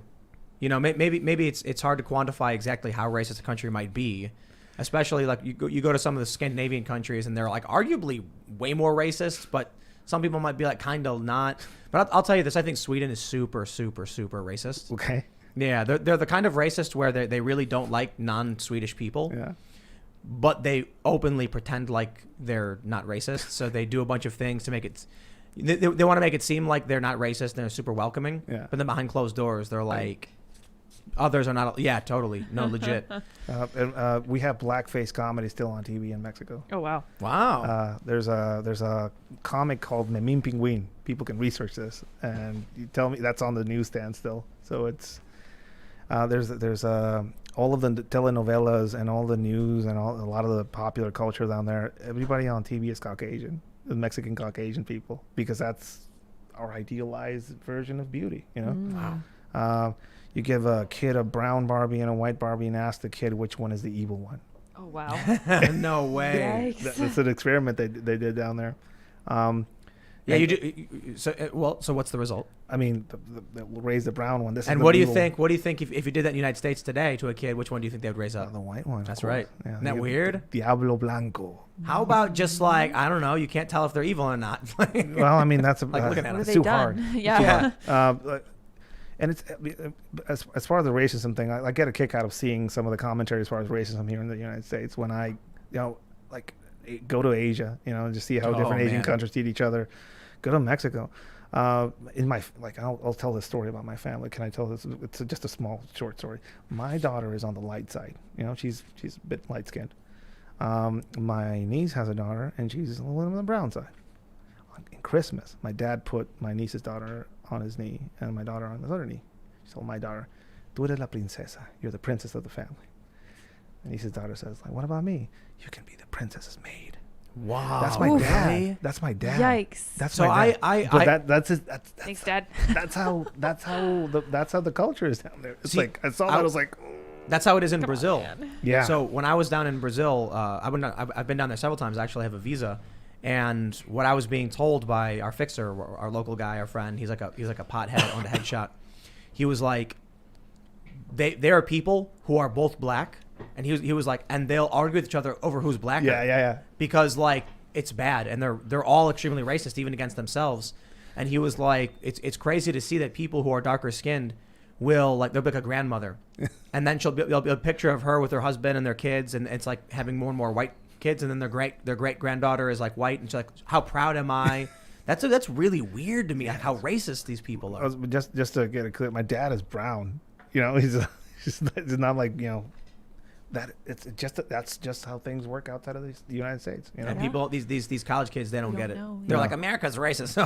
no, come down, Dude. come down. Not only that, but I'm like, whenever I hear one of these people say that America's racist, I'm like, have you ever spent 10 minutes in a skate park in America? If you're look, you want to go somewhere to hear the N-word more than any, go to a skate park. I'm not even kidding. It's like it's like every other word. Yeah. Because it's like an urban culture thing now, I guess, for these kids. Yeah, that I get, my mind gets blown when I see second generation, third generation Mexican, kids here, and they use the N-word more than anything. It was like, why are you using that word? That's not a, again, I'm new here, so I don't know. Yeah. So I'm just hearing it. I'm like, wow. Let's go It's to cultural. Let's go to Super Chats, everybody. If you haven't already, smash that like button. Subscribe to the channel. We love hanging out on Friday nights. We always try to just kind of like chill, lay back, and make Friday nights just a little different. Not so heavily focused on like the news cycle of the week or whatever, like we do in the earlier in the week. It's more chill, So smash that like button. Send your Super Chats. We're gonna read some of your comments right here. All right, let's see. Jackson Dowdle says, "Can you have a debate between an ANCAP and a populist like Brian Kaplan and Jack Murphy?" Yes. Brian Kaplan. Not familiar with who Brian Kaplan is, but, not. we can certainly organize something like that. That'd be fun. All right, this question I'm assuming is for Ian. Duck Tater says, so did any of the cults ever manage to summon Cthulhu? Is that what actually happened in 2020? I defer to Ed. I mean, I don't know. I gave a death whistle to Joe Rogan that he blew, and that everybody's blaming COVID on that. So I don't know. No, for real? Yeah. So in Mexico they have these death whistles. It's an Aztec death whistle. Supposedly, when the Aztecs would attack a village, they would blow those every night before they attacked to just keep people up. Yeah. So I said, And then he blew it. I said, "This is pretty cool. You want this?" Like, "Oh yeah." He blew it on the show. Yeah. Like, So wait, Joe Rogan blew the death whistle on his show? yeah. That All- proves it. There's a few of them, so maybe that. no fear. Maybe That I don't was know. it. I don't know if it was Cthulhu. Maybe somebody Aztec version of Cthulhu. Yeah, I guess the answer is no. Short answer. All right. Stephen Valdez says, Ed is a legend. Ed, are you ever going to write a book? Yeah. It's not what people think. I'm not. Most of my writing is going to be related to post-traumatic stress processing. Yeah. You were saying psychedelics have helped. Some certain types of psychedelics have helped in the processing part of it. Yeah. It's every now and then I write these things called fever dreams, and I post them up on my Instagram account, and they seem to touch people. It's my world has ended a few times in a lot of ways. And talking about some of the traumas, talking about some of the, I'm 9 months on the wagon right now. Ooh. So it was like, how many years were you involved in this experience? 12 years working, and right now 6 years on the road, teaching, training, and stuff like that. So it's been a road. Before we move on, I have to ask you, do you think that the reason that some of these military members and police officers use this symbol of Santa Muerte is because it takes some of the guilt of killing other people off of them? It is definitely, yes. They have dispensation. And so in a place where the government doesn't really have your back, and there is no realistic, so like in the U.S., you go off and fight for your country. And you get back, and sometimes you get flag waved on you. You get, if you were in uniform, you fly. You can fly for a discount or for free, and you get preferential treatment if you're a veteran and stuff like that. There's no such thing in Mexico. You get spit on. Oh, what do you do? Like, I hid what I did for a living for a long time from my family, because it's something to be ashamed of. So there's no concept of a veteran in Mexico. Right. Although it's clearly a giant war that we're currently still going through. Right. So if you don't have any support, if you don't have any, I learned about post-traumatic stress when I came to this country. I didn't know what that was. That's the level of just abandonment that the people have down there. Wow. So I think part of that is that, just seeking some sort of comfort or some sort of backing in something that is as dark or as light as death deity. That's what I think that's a big reason why some of that is so popular and prevalent down there. Interesting. Okay. All right. John Doe says, it costs $2,500 for a U-Haul from Maryland to Florida, but only $600 for a U-Haul from Florida to Maryland. They claim supply and demand. Well, see, it's really simple. If you're in Maryland, there's probably no trucks because everybody's fleeing. If you're in Florida, there's a ton of trucks. Because nobody's leaving. Because everybody's fleeing to Florida. So if you want to go back, it actually works out really well for them because you're basically doing them a service, bringing the truck back. Otherwise, they got to go pick the truck up and then bring them back. So yeah, it costs more money. How about that? All right, here's a good one. Jason Bryan says, did Dim Fool talk about the Arizona audit yet? No, we didn't. Why? It just came out. So, I often wondered to myself, I'm like, there's a lot of people who jump the gun on stories and then get them wrong. And I'm like, this thing was like announced, I think like 4 p.m. And there's like no way I'd have enough time to go through what they said to talk about it on a show. But, I'll tell you this. The other night, a whole bunch of stories emerged where they said the Arizona audit confirms Joe Biden won. Okay. They didn't actually even see the audit when they wrote those stories. And that's the important detail, because I'm pretty sure the audits don't actually make any strong assertion like that. What there is something going around, it's showing a list of like failure rates, basically like duplicate votes or things like that. So there's a lot to go through. I have not fact checked any of it. And by the time we're going to do a show on a Friday night, there's just, look, I got to tell you guys, the worst possible day to release information like this is on a Friday. Like everyone's tuned out. View counts are always way down. Honestly, I don't get it. And then they give the media an opportunity to preempt them on a Thursday, which is not a good day, but not a Friday. It's better than a Saturday, I guess. But seriously, a Friday evening is when you publish news to die. Yep. So I'll look into it, and I'm going to go through all of it. Absolutely. And I got to tell you, I think it's a lot of what we heard from Matt Brainerd. Check out the members-only segments at timcast.com, and then we'll see what we can get to in those when we break it down. All right. Montana Linderman says, today's my birthday and I'm stuck at work, but at least I have Tim and everyone to listen to. Woo. I watch you guys every night. You guys are amazing. Montana, thank you for your super chat, and thanks for watching and listening to the show. Happy birthday. It's just we look at cameras and we talk about stuff. Sam Finley says, Ed Calderon makes James Bond look like a punk. Well done. Jaime Juan, no, that James Bond. All right, let's see. Trevor Cameron says, Tim, going to play some more D&D? Does the DM have a hard time keeping track of initiative? Check out my Kickstarter and FB, Deck of Heroes and Fiends, October 1st. Well, all right then. Yes, we do plan on playing D&D. All right, let's see. A lot of people want me to talk about the Arizona audit, and, obviously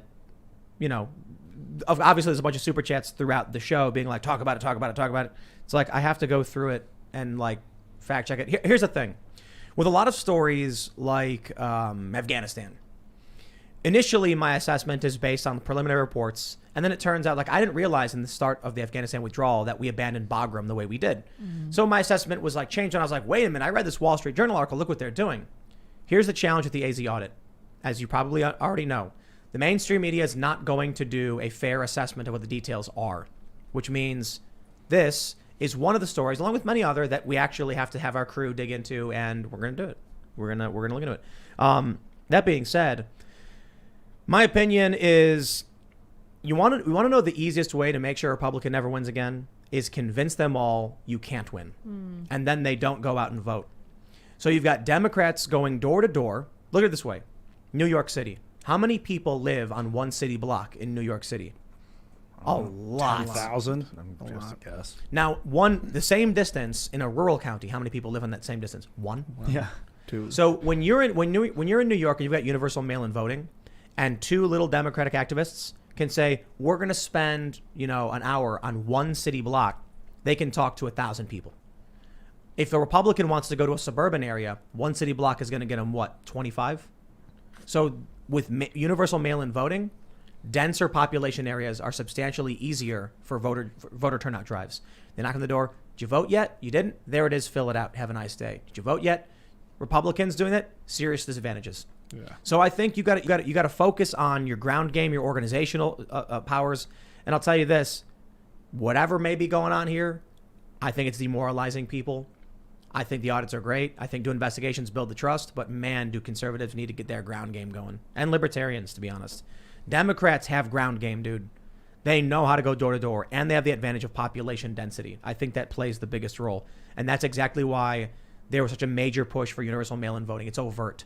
That's why they were screaming when they said Donald Trump was stealing mailboxes. because that is what gives them their major advantage. And it's not breaking the rules. It's like the law was changed for universal mail-in voting.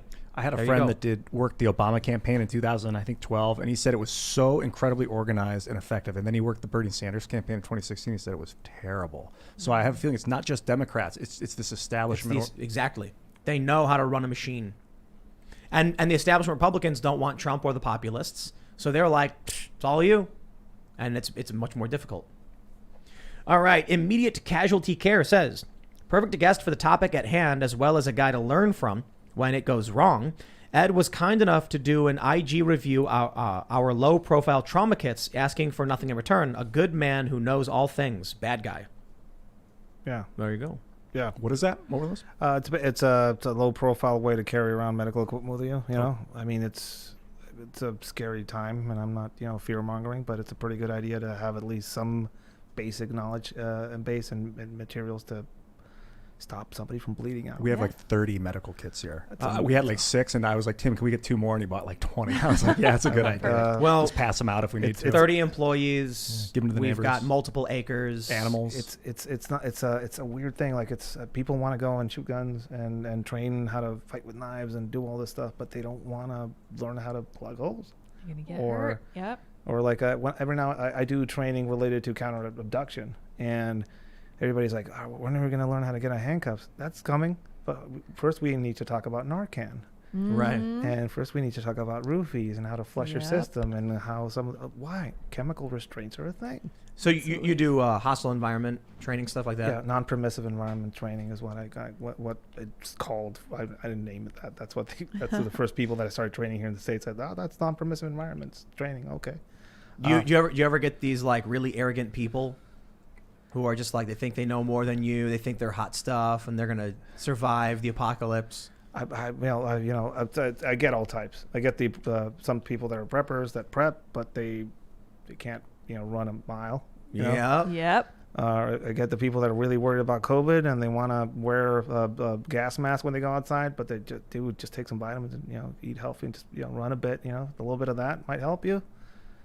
I get all types. I did a hostile environment training, and it was for insurance purposes. They made me do it. Of course. But I'd actually been on the ground in a bunch of civil unrest, civil conflict, and I was in Ukraine before it erupted into like the separatist fighting. I was in Venezuela, which was like probably the scariest, where I had to flee the country.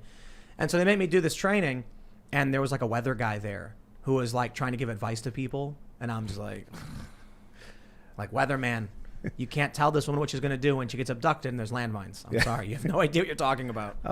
One of the things that I kind of struggle with, a lot of the stuff that I do is like I didn't go through SEER training, or I wasn't part of the American military. A lot of my teachers were like the first person I saw get out of handcuffs and teach me how to get out of handcuffs was a 15-year-old kid that was a meth dealer, right? The first person I saw that showed me how to make something to cut through zip ties with a Kevlar cordage was a fisherman. Was that when you were a kid? When you were younger? No, just working and meeting weird people. One of the things that I find like the most like off-putting is people not realizing the teachers are all around us and they're not all going to wear a green beret and have been a military guy or something like that. Yeah. Most of the people that know and study the craft of getting around things are criminals. Those are the best conversations to have. And if you don't know, if I go to do a class and I start talking about bribing a public official, and Americans start getting like, you can do that? Yeah. Yeah, you They can. don't get it, man. You don't get it. We got scruples here, huh? It's normal is a fluid concept. True. And you can't travel with your normal. That's the first red pill I give people. Yeah. Yeah, man. Egypt was certainly crazy. Just like when I try talking to, here, I'll tell you this. Here's a challenge in the United States. When I was doing the heat training, hostile environment stuff, someone asked the guy running the course if women should be worried about sexual assault. And his reaction was to stutter and go, men can get raped? Yes, men. It's like, dude, see, this is the problem. In America, they can't say certain things because they get sued for harassment or treating people, not for violating people's rights, I guess. When Sensibilities. Yeah, when you say like there's a reality of that women, a guy will get killed and a woman will get raped, like when you're dealing with a lot of these places around the world, And then when I have to deal with stuff like being in Egypt, what the security company is going to allow a woman to do versus what they're going to allow a man to do, you'd probably have every feminist in this country screaming it's not fair. Yeah. There was a story about I could be getting this wrong, so just keep that in mind. A reporter was out for Vice was out, I think in Algeria, and she was told not to go to the soccer stadium because women aren't allowed, and she said I'm going to do it anyway, and she got assaulted and then sued Vice over it, even though the security people are like you can't do that. Yeah. But there are these people who think that Algeria is going to be like America. Yeah. And they don't realize, like, you walk in the wrong neighborhood and they should be like, that's a beating. Yeah. They don't realize that in Egypt, it's like you walk in the wrong neighborhood and, like, you're not covered up and you're not here with your man, you're in trouble. The normal is a fluid concept. You can't travel with your normal. You can't travel with your Bill of Rights. That's an amazing thing. Also, like seeing Americans in Mexico doing like, oh yeah, just this guy tried to push me in a van and I just stabbed him in the face. I'm just gonna wait for the police here. Like, that guy was probably That was a cop. what do you recommend? Go to the embassy or flee. Run away. Not being allowed to, not being able to are two different things. Outside of the United States, females during training, like I do, restraints or handcuffs, zip ties, duct tape. Show people how to get out of that, and also how to manage some of that stuff. Women always get more on them because they're going to get it the worst. Yep. That's my way of treating them differently. Mm-hmm. Now, to be fair, though, we did in our training do a scenario where we got surrounded at gunpoint, and all the women were brought into a barn, and then the trainers told the women to start screaming, bloody murder, and then the guys outside are laughing, saying, "I think you know what we're doing," and stuff like that, because he was trying to make that point. Yeah. So it wasn't all overtly trying to avoid the realities of these things. Do you have we talk about basic natural rights in the United States? Do you have that in Mexico? Yeah, but there's nobody to enforce them. So they don't exist really? Human rights are a thing in Mexico, but usually they only involve people that are have enough money to kind of put them on their side. There was we support a small media group that we work with called Demoler. It's on Instagram if people want to check it out. Basically just cartel-related news out of Mexico, and it's all verified by myself and other people that work around it. There's a guy that stole a few candy bars from the store and got placed into a process, legal process for 3 candy bars, a very lengthy one. Wow. And in the same vein, there's a police commander that was involved in the massacre of 135 people or something like that. That is currently, he just had lawyered up, and there's no problem, right? And we did this comparison. If you have enough money, if you have enough influence, the laws don't matter down there, and rights are a thing to the side. You can own a gun in Mexico if you're upper middle class. There's one gun store in Mexico. Wow, one gun store in Mexico? It's a single gun store in Mexico City, and the only way you can buy one is you have to fly there. Wow. You get a bunch of paperwork and buy an overpriced, underpowered caliber to be able to defend yourself. Like what? Like a 22? Let's say Guns a 380. A 380. It's not bad. You can't get a 9mm down there. That's military only. Yeah. Low calibers, horrible quality guns, and it's a monopoly run by the military down there, and it's in their best interest not to arm people, so they make it really hard. Speaking of guns, DW says, Tim, did you see Matt Gaetz voted yes on red flag laws? 2A or bust. Sorry, Matt, you're no longer MAGA. Also, SaveAmericaChat.com is #1 for America First discussion. If Matt is, I'm going to look into that because that is a big no-no. Red flag laws are bad, bad, bad news. They do not work the way people think they do. And if Matt Gaetz voted yes on this, it's exactly the problem we have with Republicans. That's why I think the Republican Party is garbage. Now, you want to look that up? Yeah, I'm looking it up. Yeah. Because I'll right now be like, that's dumb. So you guys are familiar with red flag laws? I am. Yeah. I am. One day you're at home and you get a knock on the door and it's a bunch of cops being like, we're here to seize your firearms, your weapons. And you're like, says who? Says this warrant? What are you talking about? Well, you're a danger to yourself or others, so they're ours now. Now, it's not what 2A says. So the problem is you get no chance to rebut for the most part. If they came to you and said, we are going to make an attempt at a seizure, you have 30 days, here's your court date or whatever, still bad in my opinion. Because it puts the burden on the individual who has the right to keep and bear arms. But at the very least, you'd be able to go to the court and be like, no, it's not true. Someone's made a false claim against me, and I will not stand for this. But these things end bloody. Yeah, you're guilty. Someone gets a medical marijuana card, and now they're no longer mentally stable. Someone jaywalks, now they're no longer mentally stable. Like, no, red flag. No, laws this are is not they good. they show up to a guy's house knock on the door. Then the guy answers the door with his gun, which he legally owns, and they say, "We're taking your guns." And he says, "Not from, from my cold dead hands or whatever." Right. They fought, and the cops killed the guy. Yeah. That didn't need to happen. Yeah. This is not a good idea to go to Americans who are like my cold dead hands and instigate that kind of thing. No. And that's what you get. You get Republicans whose position is, "I'll compromise Democrats," and Democrats say, "Give me everything or else." Yeah. So instead of Republicans being like, "We want to repeal the NFA and all gun restrictions," they say, "We're okay with some gun control," and then you end up moving further and further into the gun control territory. As somebody that's not from here, I'm from Mexico, of course, and there's a part in the Constitution that allows for the possession of and self-defense with guns in Mexico, but there's a single federal firearms law that what deals with everything firearms related in Mexico. You're not legally allowed to buy a gun outside of the normal processes, but everybody has guns down there. Mm-hmm. New Year happens and everybody's shooting guns up in the air. What's the but main thing is, I've been in places where having a gun is the difference between being targeted and not being targeted. I've been in places where everybody that has guns or having guns illegally, they're all criminals because they have a gun. But if they drop their guns, if they get rid of their guns, the cartels are going to run in and take their daughters. Right. There's a city Luke talks about. Do you remember that?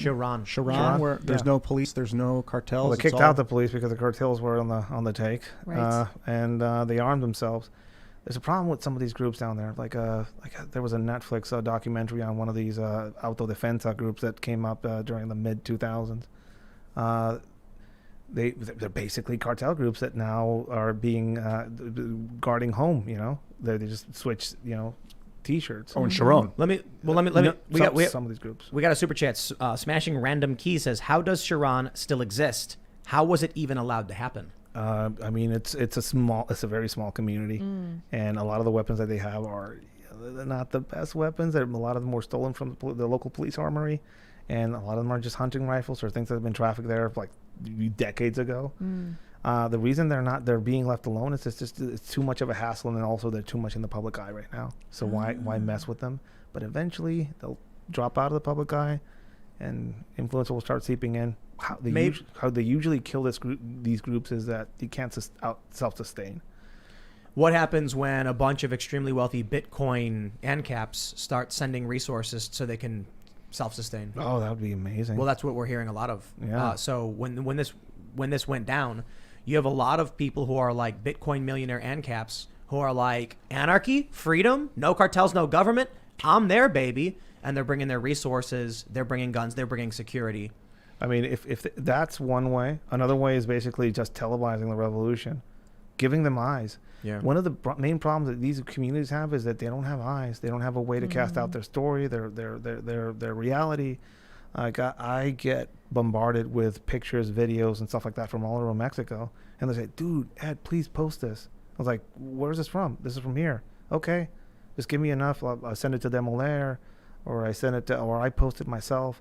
The main thing is that news coverage down there doesn't want to put it up because it goes against the government, and that's not good. And up here, they don't care unless it's like something specifically related or tied to the U.S.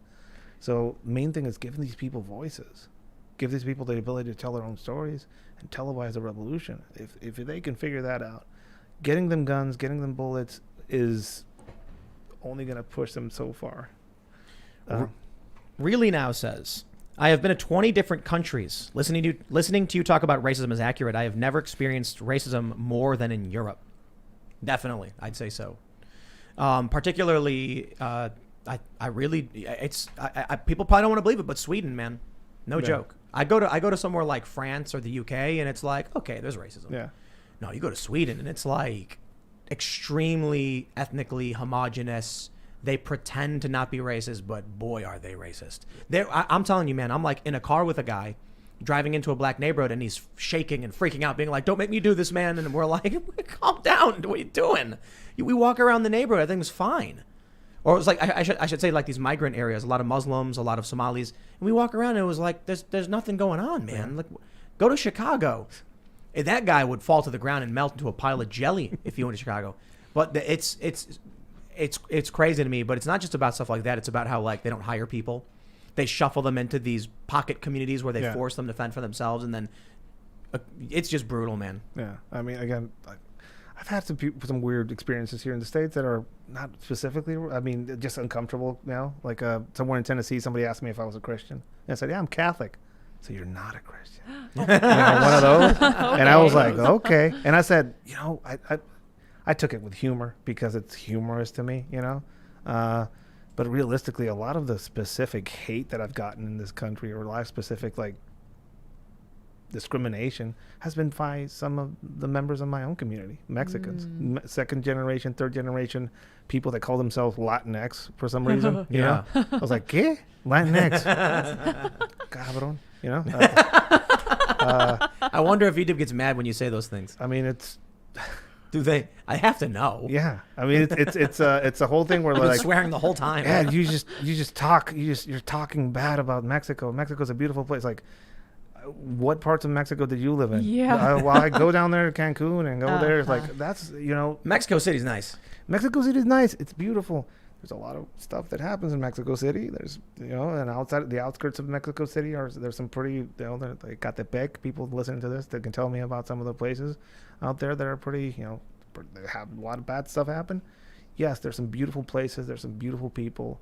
And I'm not in a fight with the people of Mexico. I love the people of Mexico. This part of me doing this and the stuff that I do is try and give them voices and telling stories about stuff that happens down there.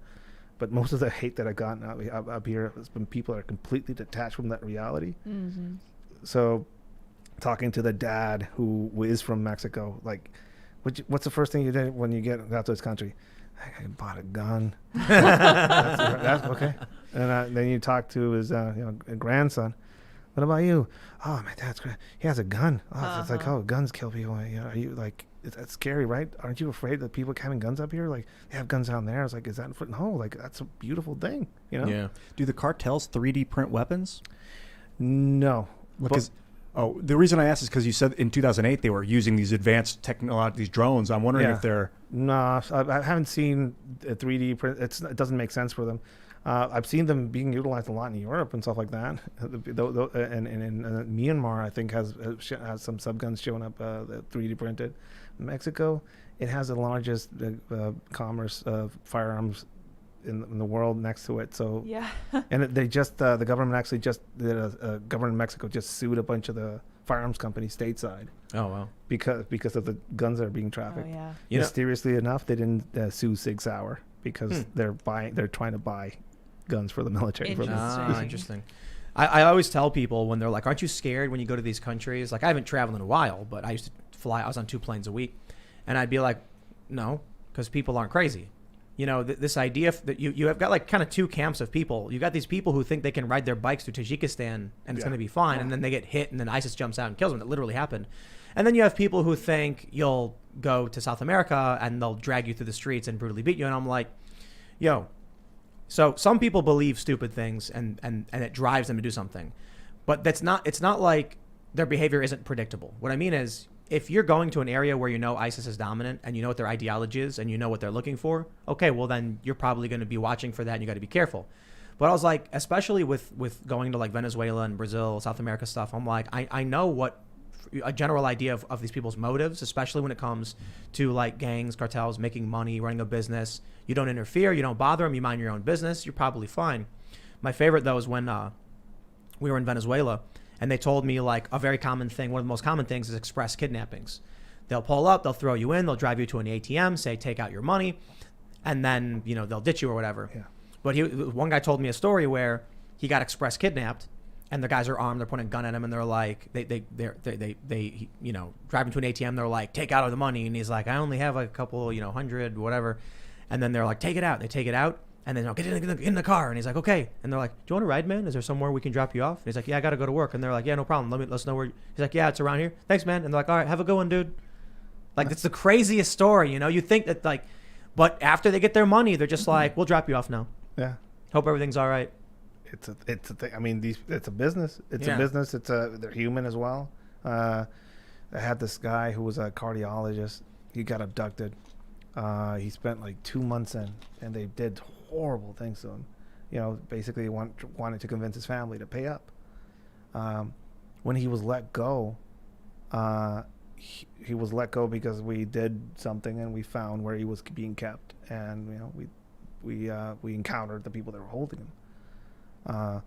When we were debriefing him, he kept asking about the people that were watching him because he was worried about them, because these people, weren't specifically the ones responsible for abducting him, but they weren't responsible to look out for him when he was like they're being forced to do it. Dog kennel thing they had set up for him. And he was like, "Hey, are they okay? Like, are they fine?" Like I was like, "What?" And like Stockholm syndrome, basically. Yeah. They weren't fine. None of them were fine, and he went into a weird depression because of some of the stuff that happened to them. Like, it's a weird. Wow. And again, it's stories like that are. My mom told me this long ago, and it kind of made things clearer for me. Nobody's against you; they're for themselves. Exactly. When you learn that, this is basically what I mean when I say people aren't crazy. I try to explain to them. You know if you know like what they're doing and why they're doing it, then it's like they're not going to randomly do things for the most part, right? They don't want to put risk themselves. They want to get something out of you. So understand the motives of the person to the best of your ability, and then try and navigate the situations. And that means you might, like, I had someone try to pickpocket me in Spain. They didn't succeed, but I'm not about to pick a fight with the guy who's probably got friends around the corner operating as their backup. He comes up, tries to grab my phone, fails, and then I just back away and avoid the situation. Because what they do is they'll have someone waiting around the corner or someone sitting down who's their spotter in case a fight breaks out. Then they jump you. So it's like he failed. It's better that he's like, my risk is too high right now. I'm going to walk, and I'm not going to get into a fight with him. Yeah. Part of that normal is a fluid concept. The lesson that I give people is, I can like walk around here with my iPhone, but somewhere else that's going to be a meal for a few weeks for somebody. I can walk around salary. I can walk around here with my earring, but I'll go to Brazil and it's going to ripped off your ear. Yeah. Don't be a resource. Check yourself.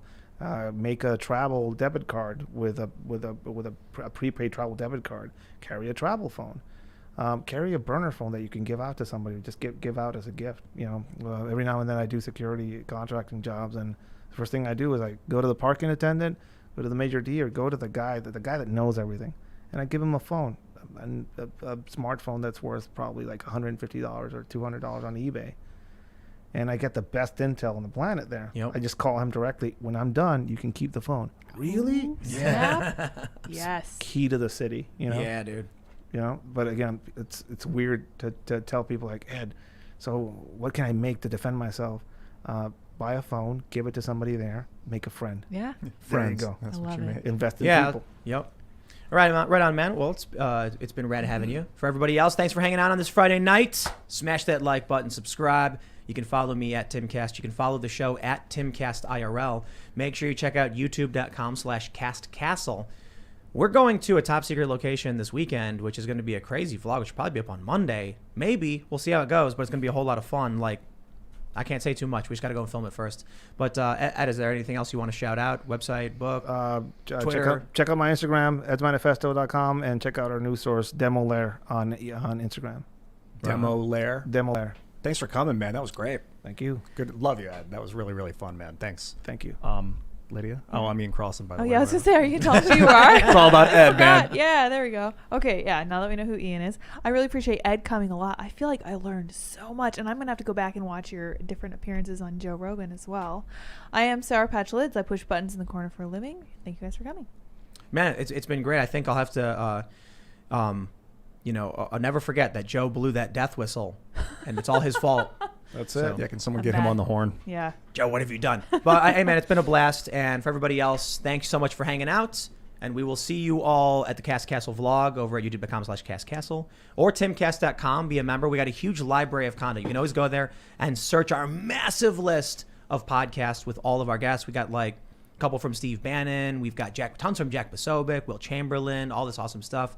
So definitely check that out. And we'll see y'all next time. Bye, guys.